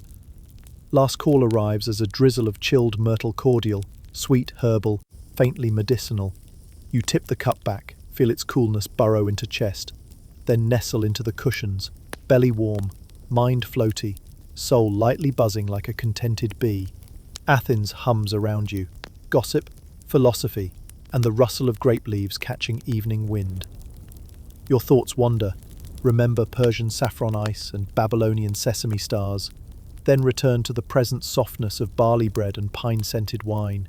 The city's marble columns hush to silhouettes, voices blur. A final olive's brine clings to your lips like a salty lullaby. You inhale, exhale, and let the world tilt once more towards sleep. Night folds away, trading Mediterranean moonlight for the faint silver glow above Chang'an, capital of Han splendor and silk trader gossip.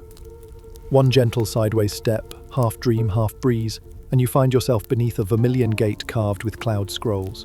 Lanterns sway overhead, their gauzy silk shades painted with plums and cranes that seem to flap whenever the wind exhales.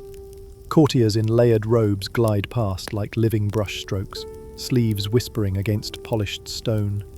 Somewhere a wooden clapper ticks time, but the palace itself appears to run on tea steam and quiet anticipation. You pad along a jade-inlaid corridor. The stone is cool, veined with faint mossy lines that glow when torches catch them, almost like stars trapped under glass. A steward in moon-white silk bows invites you into the morning dining hall, a lofty chamber where carved rafters resemble rolling waves. The air smells of freshly steamed dough and early spring bamboo shoots, spiced with a shiver of ginger. Low tables form a horseshoe around a sunken hearth. Cushions the colour of ripening peaches entice you down. Servants waft in, balancing bamboo baskets stacked like pagoda tiers. With a flourish, the top basket is unveiled, pillowy manteau, steamed wheat buns, as white and soft as cumulonimbus. You tear one open, steam swirls out, carrying a buttery sweet aroma that clings to your fingertips. Did you know Han Dynasty chefs sometimes stamped imperial dragon seals into bun tops, both as branding and as an early tamper-evident guarantee? No dragon stamp tonight, but the pillow still tastes of prestige, delicate, slightly sweet, melting into airy nothingness before your second chew. Next arrives a porcelain bowl glazed celadon green. Inside glimmers so-called five-spice plum soup, dark magenta broth speckled with star anise seeds and slender citrus peel coils. You lift a jade spoon. Plum fragrance rises, tart yet honeyed, like spring rain over an orchard in bloom. The first sip warms you from tongue to toes, sweetness dancing with subtle peppery kick. If a modern smoothie bar tried to replicate this, they'd have to name it Zen Sunrise and charge extra for ancestral authenticity. Across the hearth, a trio of court musicians tunes guzheng strings. One plucks a scale that flutters like swallow wings, then lets the note fade into pine-scented silence. The gentle music seems almost edible, an oral side dish to complement the rising steam. As you reach for a second bun, a young scholar murmurs about the emperor's new astronomical edict. Noble families must host dawn observances twice a month to honor the celestial harmony of breakfast. You nod, sagely, deciding that you can absolutely get behind mandated brunch stargazing. A circular tray of lacquered cups appears, each filled with translucent amber liquid, freshly whisked Longjing Dragonwell tea. Its surface trembles like an anxious mirror. You inhale, grassy sweetness mingles with roasted chestnut aroma, subtle but persistent. You sip, feeling the bitterness nip just behind the sweetness, a balance so precise it could double as moral philosophy. The warmth slips down your throat and spreads like a silk scarf being unfurled along your spine. For variety, a chef brings out bamboo leaf packets tied with red string. Inside lies sticky rice studded with bits of candied citrus, chopped jujube, and sesame. You unwrap one, and it glistens like a small treasure hoard when the torchlight hits. The rice is chewy, the fruit pops bright, and sesame scatter nutty whispers across each bite. Somewhere in the corner, two officials debate tariff reform in voices softer than the simmering soup pot. Even bureaucracy feels politely hushed this early. A gentle clang echoes. Bronze bells atop a rotating spit announce that soy-braised quail has finished its slow spin. The chef brushes glaze, soy, Shaoxing wine, and hawthorn syrup over crisp skin until it reflects lantern light. He carves a sliver for you. Meat yields tender, smoky sweet with a faint tang from fermented beans. Paired with Dragonwell tea, it's breakfast theatre worthy of front-row cushions. You glance outside through latticed windows. The imperial gardens wake up under mist. Dew-clad peonies blush in slow motion, and goldfish stir dim ripples in still ponds. Two eunuchs sweep cherry petals from stone paths, each brushstroke quiet as snowfall. Somewhere, a silk-robed princess releases a pet myna bird. It chirps a phrase suspiciously like, "More buns, please," then flaps away toward the apricot trees. Between courses, servants burn thin coils of sandalwood incense. Smoke curls upward, tracing invisible calligraphy that reads something like, "Relax deeper, dream longer." You obey, letting shoulders sink. A callback flits across your mind. Remember that crunchy tadig from Persia and sesame kushu from Babylon? Today's buns echo that same universal truth. Good carbs transcend borders. A small clatter draws your eye. An alchemist doctor arranges porcelain bottles of pear flower liquor, ostensibly medicinal. He nudges a cup toward you. The liquor is clear, fragrant, and gentle, kissing cheeks with a soft bloom of warmth. The doctor claims it steadies nerves and calms wandering spirits, which sounds like a plausible prescription for time-hopping jet lag. You tip the cup. The warmth spreads to fingertips, perhaps even coaxing your pulse into a Tai Chi rhythm. Sunlight begins teasing the lattice screens, painting tiger stripe patterns over the floor. Servants bring the finale. Translucent almond jelly cubes floating in osmanthus syrup, garnished with tiny silver pearls of cooled sago. One spoonful wobbles like moonlight, trapped in dessert. Flavor glides delicate. Almond whisper, floral hint, faint sugar sigh. It's less a taste than a lullaby you swallow. The guzheng music slows to almost nothing, strings ringing in afterglow rather than notes. A light gust passes through, ruffling scrolls on a scholar's desk and carrying the faintest note of paper and ink. As you set down your spoon, a shy palace attendant rolls up a silk screen depicting cranes in flight and unfurls a new one, plum blossoms drifting downstream. The subtle scene change signals retreat from food toward contemplative pause. You lean back on the cushion, fingers reaching absent-mindedly for the rim of the teacup, tracing its smooth coolness. Somewhere deep in the hallway, a bronze water clock drops a bead into a receiving bowl. Plink, marking the official start of administrative duties. But for you, it's a bedtime lull. Dragonwell's lingering aftertaste hums on your palate. Quail's smoky sweetness drifts like a warm memory. The bun's soft crumb still coats inner cheeks in comfortable starch. Outside, palace guards switch shifts, ceremonial halberds clicking. Swallows circle the eaves, practicing aerial ballet. You watch until they become blurry streaks, eyelids heavy, each blink longer than the last. Morning's brightness diffuses through semi-closed lashes, turning to pastel hazes. You let the final sigh escape, flavoured faintly of osmanthus syrup, and your shoulders slump into contented weightlessness. The next leg of your odyssey, a Gupta courtyard at high noon, can wait. For now, the hand-dawn kneads you like fresh dough, shaping dreams into soft crescents ready to steam. Gold noon drapes itself over the palace of Pataliputra like a silk shawl, and heat shimmers above sandstone courtyards where peacocks pace as if auditioning for jewelled mosaics. You blink. Their tail feathers flash emerald, sapphire, and sudden topaz, echoing the coins clinking in merchants' purses just beyond the palace wall. A gong rings, light, decisive, the culinary equivalent of a starting pistol. Time for lunch in the Gupta heartland, where sunshine tastes of ripe mangoes and ghee practically flows through the irrigation canals. A servant waves a yak hair fan, coaxing you beneath a carved teak archway where elephant motifs curl around lotuses. Inside the golden courtyard, bronze cauldrons bubble over charcoal braziers. Each pot exhales clouds of cardamom, turmeric, and something fruity you can't quite place.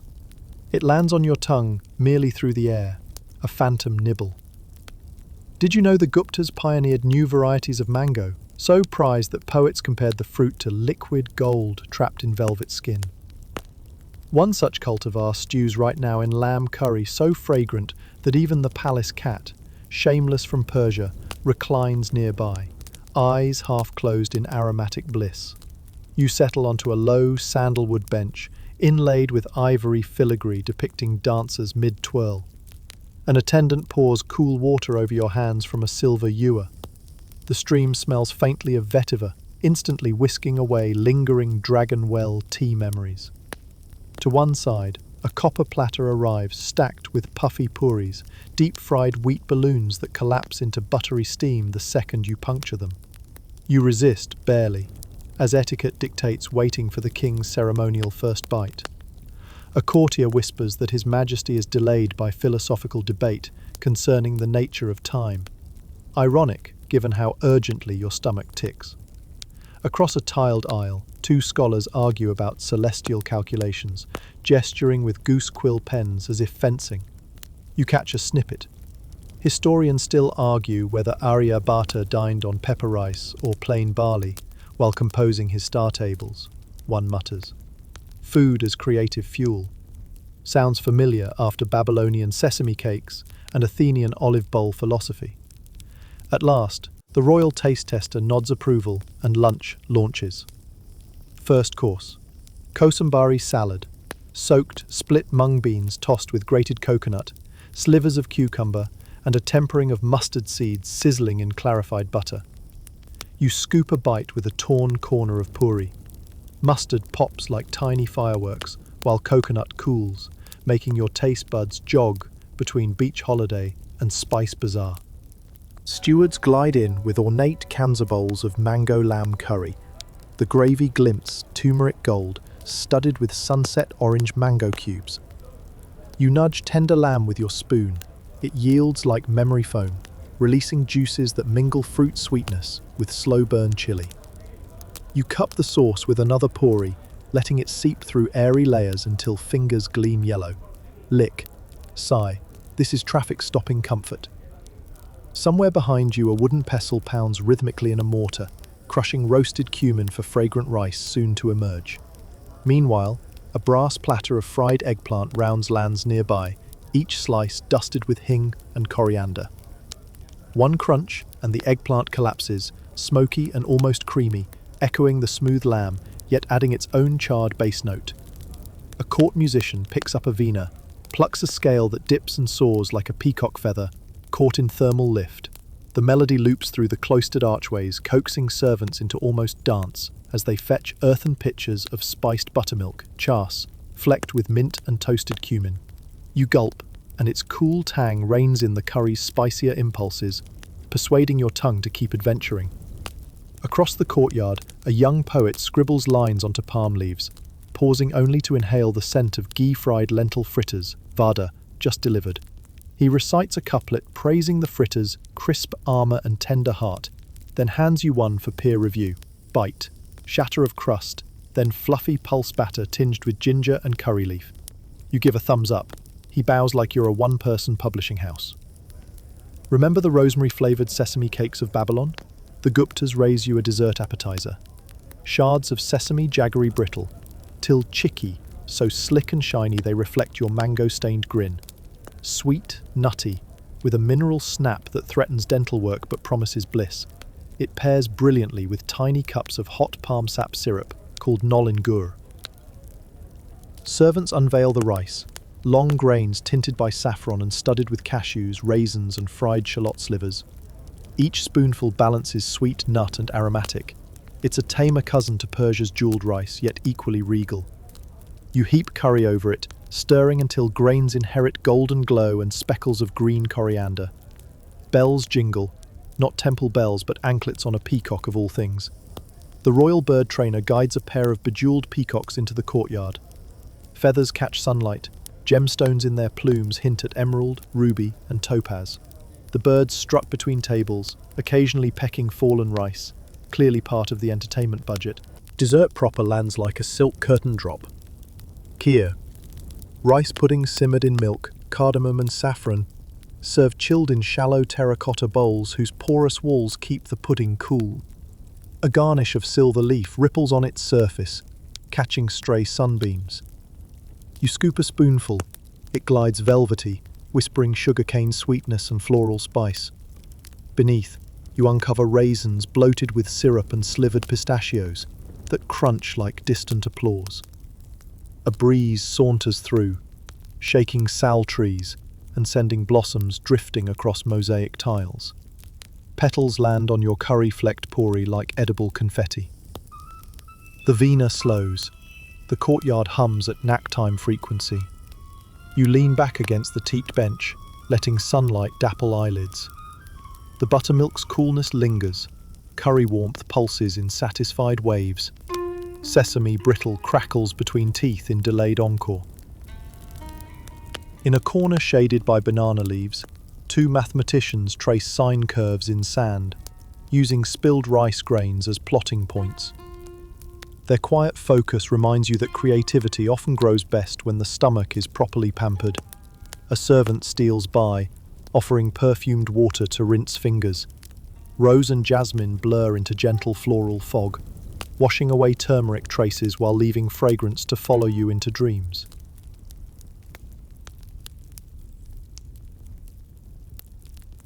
Drowsiness drapes itself over shoulders like a fine muslin shawl. Somewhere, a conch shell blows, signaling the emperor's next audience.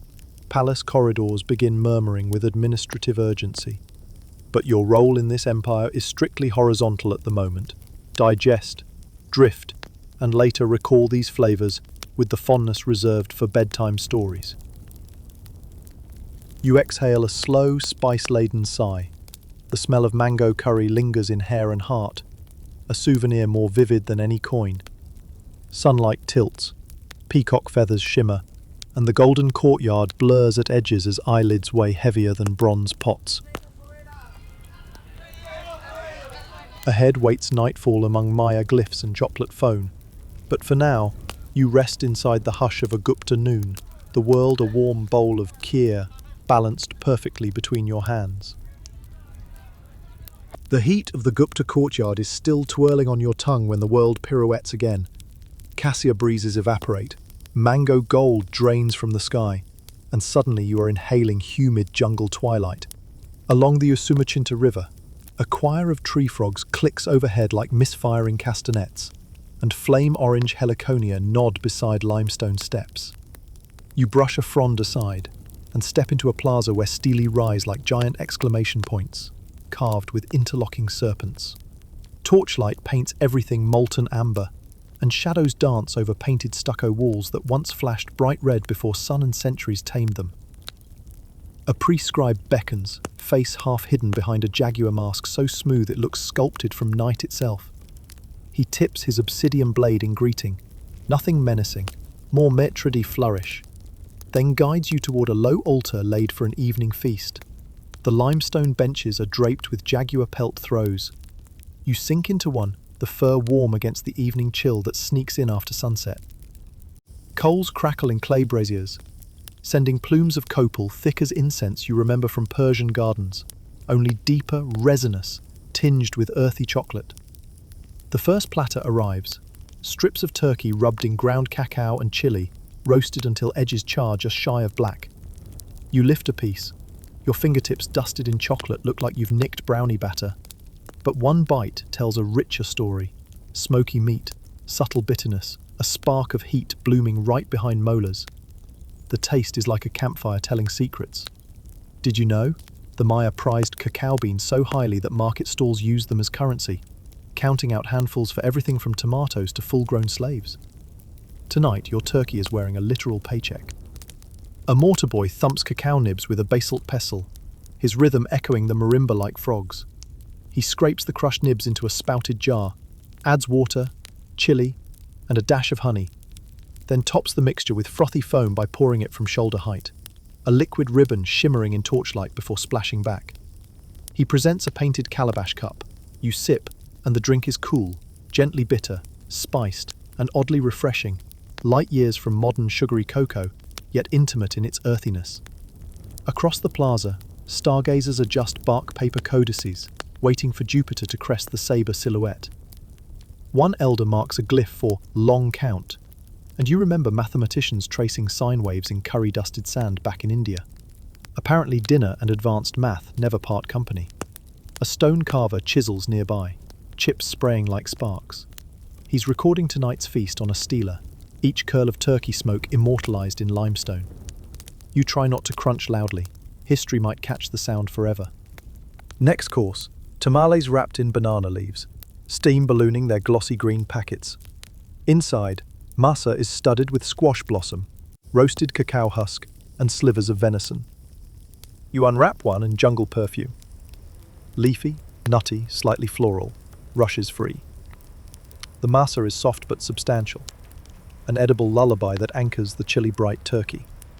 Beside it lies a wedge of avocado, sprinkled with ground allspice and lime. You swipe the tamale through, and flavors interlock, creamy, tart, warm, like puzzle stones in a perfect temple wall. Somewhere drums begin a heartbeat cadence. Dancers dressed as howler monkeys leap into the torchlight, limbs jerking, tails swishing. They twist around you, hooting until laughter bubbles like spring water from your chest. A nearby child snatches a drumstick of cacao-rubbed turkey, brandishes it like a scepter, and chases the dancers out of frame. Grown-ups pretend scandal while hiding grins behind painted gourds of froth. A slave fan wafts the braziers, coaxing sparks upward so embers mimic constellations. The scribe in jaguar mask sets before you a bowl of sikal pak, pumpkin seed dip shot through with roasted tomato and cilantro. You scoop with a crisp tortilla wedge, and the seeds crunch in toasty bass notes that ground the bright tomato soprano. Somewhere in the back of your palate, sesame seeds from Babylon nod in recognition. Cousins reunited under moonlight. The moon itself hauls its silver body over the treetops, illuminating the stepped pyramids beyond. Bats erupt, scribbling calligraphy against the glow. A flute picks up the drum pulse, layering melancholy over rhythm like dew on spider silk. You recline on the pelt, let shoulders unhitch. Chocolate perfume thickens, mingling with copal so that every inhale feels half dessert, half sacred vow. A novice cook brings you a small clay bowl of atole, corn gruel sweetened with honey and thickened with ground cacao shells. It's warm, comforting, less intense than the frothy cold drink, perfect for winding the pace down. You sip slowly. The drink coats throat and eases the chilly sparks still flickering on tongue. Torches gutter, replaced by ceramic oil lamps that throw steadier, softer light. Shadows settle like quilts over the plaza. Chatter dims to murmurs. The scribe leans forward, mask unfathomable, and traces a glyph in the dust, a stylized hand grasping a cacao pod. He explains, in soft Yucatec, the glyph means to open the knight's heart. Then he pantomimes cracking the pod. Two servants part a fresh cacao fruit, revealing pale, pulpy seeds. They set halves on the altar with reverence, an offering to whatever gods might still be listening. You feel the ritual tugging at eyelids. Frogs slow their tempo, drums hush to a muted boom spaced wide like distant thunder rolling across ancient memories. Even the bats retreat, silhouettes dissolving into dark treetops. You nibble one last turkey strip, charred edges crisp like coffee grounds, interior tender as bedtime bread. Taste buds hum, then sigh. The final sensation comes from a cool cloth dabbed across forehead and wrists, infused with crushed xoko flowers whose scent is part jasmine, part rain-kissed earth. Each dab draws heat out, leaving dew-cool calm behind. You lie back on the pelt. Stars ignite overhead, bright pinpricks in obsidian tapestry, and the Milky Way sprawls like a dusting of ground cacao across cosmic foam. Remember Egypt's honey fig sunrise, Persia's saffron ice dusk, and Gupta mango noon. Now you float in midnight chocolate, each memory layering into an astronomical parfait. The drums fade to your own heartbeat, torches blur. Jaguar eyes on the mask gleam once, then still. You hold the calabash cup to lips, inhale the last scent of cacao, exhale a thread of breath that sounds suspiciously like a purr. Sleep edges closer, padded and silent, ready to pounce. You let it, unresisting, while the stone carver inscribes your satisfied sigh onto tomorrow's history. Cocoa foam clings to your upper lip as eyelids slide shut. The jungle, the plaza, the stars, and even the frog castanets dim to velvet hush. Twilight melts from jungle midnight to highland dusk so smoothly that you barely notice the change until your nose twitches at the new perfume. Sweet frankincense curling from braziers, mingling with roasted coffee and faint citrus on the breeze. You stand atop a basalt terrace overlooking Axum, capital of a kingdom where obelisks spear the sky and gold-leafed manuscripts catch candlelight in cliffside monasteries. Below, the city glimmers with oil lamps, each flame a tiny echo of the equatorial sun that slipped behind eucalyptus-shaded hills only minutes ago. A court herald in ivory beads ushers you into a sunken courtyard paved with red gold sandstone, still warm beneath your soles. Carved pillars frame the space, their capitals shaped like inverted lilies, their surfaces shining smooth from centuries of festival dancing. Nearby, a trio of musicians tune kra harps, hollow wood inlaid with precious horn, strings humming like warm wind over bottle gourds. As they pluck, the air thickens with lullaby vibrations that settle in your sternum like a second heartbeat. A low table wrapped in woven grass mats awaits, and cushions stuffed with baobab fluff embrace you the moment you kneel. A bronze ewer appears, pouring honey wine, tej, into polished horn cups. The liquid glows amber, casting lazy ripples of light over your fingers. First sip, tangy sweet, floral from gesho leaves, with a warm buzz uncorking right behind your eyes. Did you know Axumite beekeepers carved hives into cliff faces, training entire swarms to glide home by the scent of frankincense trees that doubled as natural smokescreens against predators? Every swallow of tej holds a map of cliff and blossom. Platters soon follow, a massive round of injera, spongy and sour, spread across a wicker basket like an edible tablecloth. On its landscape sit mounds of spiced lentils, missia wat, rust red with bearberry, alongside buttery collard greens, turmeric bright cabbage, and cubes of slow-braised goat gently fogging the night air with cardamom. You pinch a flap of injera, scoop lentils. The bread drinks the sauce instantly, pulsing into tangy, spicy comfort that warms all memories from figgy Nile dawn to chocolate Maya midnight. Across the courtyard, a priest lights a fat lump of frankincense. Smoke rises blue-grey, sweet yet resinous, looping in lazy spirals that seem choreographed to harp strings. A scholar leans toward you, eyes glinting in half-shadow. Historians still argue whether Axum traded tej to Roman merchants or reserved it strictly for royal rites, he murmurs, tearing a piece of injera with deliberate grace. You shrug, sip again, and imagine Roman senators wobbling down Mediterranean docks after a horn cup or two. An amusing picture, even if unverified. More dishes land with gentle thumps. There's doro alicha, chicken simmered in ginger and fenugreek. Cubes practically fall off bone before you even think to chew. Sweet roasted carrots with honey and cumin share space with jewel-bright pomegranate seeds, tiny explosions of tart that cut through buttery sauces. Across the table, a slender diplomat dips injera into green lentil stew, then sketches camel caravans in the air, boasting about ivory exports riding north to Egypt, history networking one bite at a time. The harps shift into slower modes, notes lingering just long enough to brush against the coppery dusk. Fireflies join, blinking in random but strangely harmonious counterpoint. You pause. Let goat and berber heat unfurl down throat like a silk scarf unwinding, and feel eyelids soften. A servant sets out a small clay bowl of berber mixed with salt. You dab a fingertip, taste the spice, straight. Smoky, peppery, citrusy. It snaps you awake. A gentle reminder that even bedtime history needs a spark. You chase the heat with a chunk of fresh honeycomb offered on a fig leaf. Wax and liquid honey mingle, sweet, fat crystals crunch between molars, quenching spice and layering floral bass notes under every heartbeat. Nearby, incense smoke thickens, brushing skin like soft goat hair brushes. In its haze, an elderly singer begins a chant so low it feels carved from basalt itself. Her voice rises, draping mournful scales over the courtyard. Until time dilates, the night might be 15 centuries deep by now. You remember Babylonian astronomers and Athenian philosophers, each voice part of a cosmic choir, all singing your eyelids heavier. Peacock bright textiles hang along the walls, turquoise, saffron, deep indigo, catching harp vibrations and shifting faintly like waves. Between fabrics, tall steely silhouettes stand watch, their carved false doors hinting at portals to afterlives where banquets never end.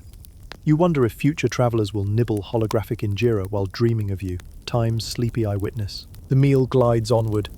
Roasted coffee arrives in ebony cups no bigger than thimbles, their surfaces reflecting starlight. The brew is dark, fruity, borderline chocolate, served with a sprinkle of sea salt and a single roasted chickpea on the side. Palate-cleansing minimalism. One sip perks senses just enough to savor final sweets. Dabo colo. Tiny wheat nuggets fried crisp, glazed in spiced honey, and slices of dense himbasha bread, its crust etched with geometric rosettes, said to trap blessings between cracks. You crack one segment, releasing vanilla-scented steam, and watch it curl into the laughter of children playing tag beyond the archway. Wind drifts through eucalyptus leaves, adding soft sibilance to the music. An acolyte extinguishes one brazier, then another. Smoke thins, revealing a sliver moon perched above distant obelisks. You lean back, shoulders finding cushion give, belly pleasantly weighted but nowhere near revolt. The honey wine warmth now travels your veins like golden fireflies, guiding thoughts into softer glades. A cat slinks by, sleek, sandy-furred, with two mismatched eyes, one Nile green, one saffron gold. Perhaps her ancestors shared sardines beneath Egyptian temples, then hopped trade ships to Ethiopia. She kneads your ankle knowingly before disappearing into shadows that smell of coffee husks and cedar. Harp strings slow, final chord hangs, then dissolves like honey melting on hot stone. Dancers extinguish remaining lamps, leaving only star shimmer and a faint glow from cooling embers. You draw in breath, frankincense, berbeer, honeycomb, and exhale something older than story but softer than lullaby. Across the courtyard, the priest lifts a conch trumpet, blows a single mellow note. It drifts over rooftops, calling fishermen on the distant Red Sea to lower sails, calling monks to bedtime psalms, calling you to untangle from cushion gravity. But you don't stand. Instead, you nestle deeper, letting cold basalt edge kiss warmed palms. Tomorrow's moon-viewing banquet in Heian, Kyoto can wait outside time's steelador. Tonight belongs to honey wine, sponge-soft bread, and the slow hush of an ancient kingdom closing its eyes. A faint bell chimes, and the Axumite courtyard drains from your eyelids like watercolor, replaced by the hush of a moonlit Kyoto garden in the first year of Kannin. You stand beside a lacquered bridge, arcing over still water so clear that every maple leaf floating on its surface looks double. One flame red on the water, another burning bright in the sky. Crickets trill, soft as silk being folded, and the sweetgrass scent of autumn mingles with pine smoke wafting from hidden braziers.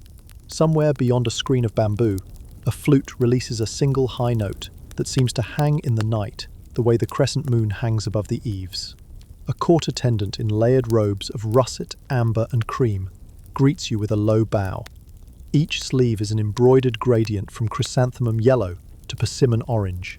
Even the hems whisper through fallen leaves like distant rain.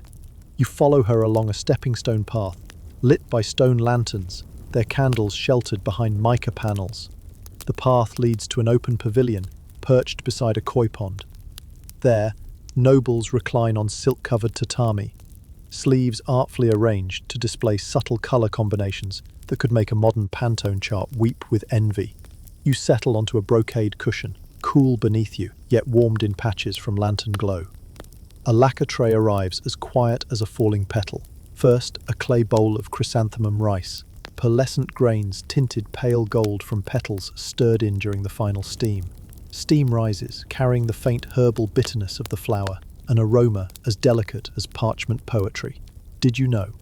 Heian cooks sometimes floated fresh blossoms atop rice, not just for flavour, but as an edible calendar, signalling that the brief chrysanthemum season had reached its luminous peak, a ritualized reminder that time, like petals, drifts away unnoticed unless tasted. Beside the rice sits a twig-thin skewer of salted river fish, ayu, grilled until the skin puckers into tiny silver scales of crispness. You lift it gingerly, inhale a puff of cedar smoke, and bite. Salty crackle, sweet flesh, a whisper of the stream it left behind. A small dish of pickled plum glows garnet in the lantern light. One nibble sends a bright, sour zing across your tongue that chases the fish like quicksilver, sharpening senses without jarring the calm. Courtiers murmur waka poems, in voices lower than the pond's ripple. One compares the moonlight to a stolen glance between lovers behind inked screens. Another counters with a verse likening fallen leaves to defeated samurai banners, dry humour at 12 syllables a line. You smile, maybe louder than etiquette allows, but the breeze carries the sound away into the pines. A servant kneels and pours amazake, sweet, low-alcohol rice sake, into a porcelain cup so thin the pale drink seems to hover without walls. Vapours carry hints of malt and fermented plum, like faint echoes of distant bakeries and orchards mingling. You sip. Warmth pools behind sternum, soothing yet feather-light compared to the honey wine heft of Axum. As you set the cup down, a reflection of the moon quivers in the sake's surface, then smooths like a pond returning to stillness. Next arrives a lacquered bowl of clear broth. Thin rounds of yuzu float like miniature moons, their citrus perfume lifting the savoury depth of kelp and bonito. Hidden beneath the surface, cubes of silken tofu drift lazily, each one a soft island that melts the moment chopsticks guide it to your tongue. Broth warmth seeps outward, coaxing shoulders even lower, breaths even slower. A hush passes through the pavilion as an attendant slides open a shoji screen. Beyond, the moon has climbed higher, perfectly framed between two cedar trunks. Everyone inhales softly, as though collective breathing might fog the glass of night, and time feels thin enough to crease. You remember Egypt's ice cones, and Persia's saffron milk, Babylon's sesame spirals, and Gupta mango curry, each moment a bead on the necklace of your evening. Now the moon is the pendant, cool and radiant, illuminating every taste. The feast continues at a whispering pace. A tiny dish of vinegared lotus root slices arrives, their cross-sections revealing snowy wheels that crunch with pickled brightness, wiping the palate clean like soft wind over dewy grass. Then chestnut ohagi, sticky rice dumplings rolled in sweetened chestnut paste, earthy and mellow, giving gentle closure to the savoury run. You bite, chestnut fibres dissolve into velvety sweetness that settles over tongue like a thick quilt. Courtiers begin composing impromptu verses about what they have just eaten. A lady in 12 layers speaks of rice petals as soft lanterns for the mouth. A young official describes the pickled plum as lightning in a silk bag, earning muted laughter. You swirl the last of your amazake, deciding words can wait. Silence speaks volumes when flavoured correctly. Lanterns sway, projecting shifting lattices on the wooden floorboards. Somewhere a deer steps on fallen leaves outside the garden wall. The crackle merges with distant bamboo fountain clacks, rhythm steady enough to lull the soul. The flute returns, slower this time, each note releasing like breath in cold air. Final tray appears, almost floating. A slice of persimmon glazed with sake and dusted with ground toasted sesame. The fruit is firm yet yielding, sweet, bordering on floral. As teeth meet flesh, juice runs honey-slow along tongue, pulling every previous flavour into gentle orbit, uniting rivers, flowers, and moonlight in one last sigh. You lean back, silk cushions sighing beneath. The moon's reflection pools in the pond, broken only by a koi's lazy ripple. The nobles fall silent, heads bowed toward that shimmering coin of light, sipping what remains of their cups. Even the crickets dim their chorus as though nature itself listens for the scratch of ink on rice paper. Your eyelids lower half-mast, the warmth of sweet sake cocooning limbs, chrysanthemum fragrance lingering at the edge of exhale. Somewhere in the haze, Egypt's harpists, Babylon's astrologers, Persian gardeners, Greek philosophers, Han scholars, Gupta poets, Maya priests, and Axumite harpists all find seats around the same endless table. Every flavour, a note in an ever slower symphony designed for one purpose, to let you drift. A pale cloud drifts across the moon, veiling it just enough to dim the pavilion. Shadows thicken. The lacquerware gleams, then fades. You curl fingers against the cushion's brocade, feeling its threads like tiny roads guiding you toward dreams. The cloud clears. Moonlight returns softer, filtered, perfect for sleepwalking hearts. Breathe in chrysanthemum, breathe out cedar smoke. Breathe in sweet sake warmth, breathe out maple leaf hush. The garden swivels gently, like a painted fan closing, until only darkness and distant flute remain. Midnight slips its silken toga over Rome, and you glide through the torch-lit colonnade of a senator's townhouse that smells of pine-pitch torches and roasted pepper. Marble floors shimmer like moon-frosted water. each step echoing under barrel vaults painted with dolphins leaping through vermilion waves. A slave waves a peacock feather fan, more for show than breeze. You dodge the plume, then sidestep an honest-to-Jupiter panther on a gold leash, apparently the hostess's latest conversation piece. The big cat yawns, revealing teeth like polished ivory combs, and you hurriedly promise yourself to stay on the right side of the appetizer tray. In the atrium, a sunken marble pool doubles as a chilled wine cellar. Amphorae of Falernian nestle in crushed snow hauled earlier from Apennine ice pits. Did you know? Roman snowmen routinely packed summer ice into straw-lined caves so emperors could sip frosty drinks while everyone else melted at the circus. Tonight, the effort pays off as servants ladle pale wine into glass cups, so thin they ring like bells when you tap them together. A whiff. Sweet raisins, grassy olive groves, and a shy hint of smoke from the pine resin seal. One swallow sends a cool shiver racing from gums to heels, sluicing away any leftover Berber heat or chrysanthemum tang still lurking on your palate. Past mosaicked floors depicting athletes wrestling eels, the triclinium yawns open, all couches, cushions, and candle-stuck candelabra shaped like coiling serpents. You recline left elbow down, toga artfully draped, because Romans believe slouching equals social grace. A platter of oysters on crushed snow hits the table, shells winking mother of pearl. You lift one, tip its briny heart across tongue, ocean lightning, followed by a lingering mineral lull. Nearby, a poet claims he can taste the tides of Brittany. Another swears Campanian salt is gentler. Historians still argue whether Julius Caesar truly funded an imperial oyster express to keep Gaul's finest alive all the way to Rome, a lawyer mutters, spearing two for evidence. Debate ensues. Oysters disappear. A silver dish of dormice rolls in, tiny, herb-stuffed, honey-glazed, reclining on poppy seed beds. You pop one whole. The skin crackles, releasing rosemary steam, while interior meat melts delicate as cotton candy stew. If that mental collision confuses you, blame Roman chefs, who treat sweet and savoury like twins sharing a tunic. Next, a footman drizzles garum, fermented fish sauce so umami-dense it could probably sharpen bronze, into a shallow bowl of boiled artichoke hearts. You dip, taste, and feel every previous meal wiggle in memory, as if garum's salt-laden punch just dialed their flavours back to consciousness. Music starts. A double flute weaving quicksilver trills around a lute's slow, honeyed strum. Rhythm nudges conversation into lively occurrence. A matron boasts her pet flamingo dances the tarantella. Somewhere behind a silk curtain you hear splashy wing beats and accept the claim at face value. Plates change again. Flamingo tongues in spicy date sauce, stolen from Carthaginian traders, along with peacock's crests cooked down to a silky broth. Luxury chasing itself in circles. You sample a spoonful, surprisingly subtle, like chicken soup dressed for Saturnalia. Every so often the panther pads pass, chaperoned by a bored eunuch. Rich laughter follows the beast, feeding ego and appetite alike. You realise this midnight revel is less a meal, more a glittering resume display. Whoever digests the most exotic ingredient wins tomorrow's gossip column.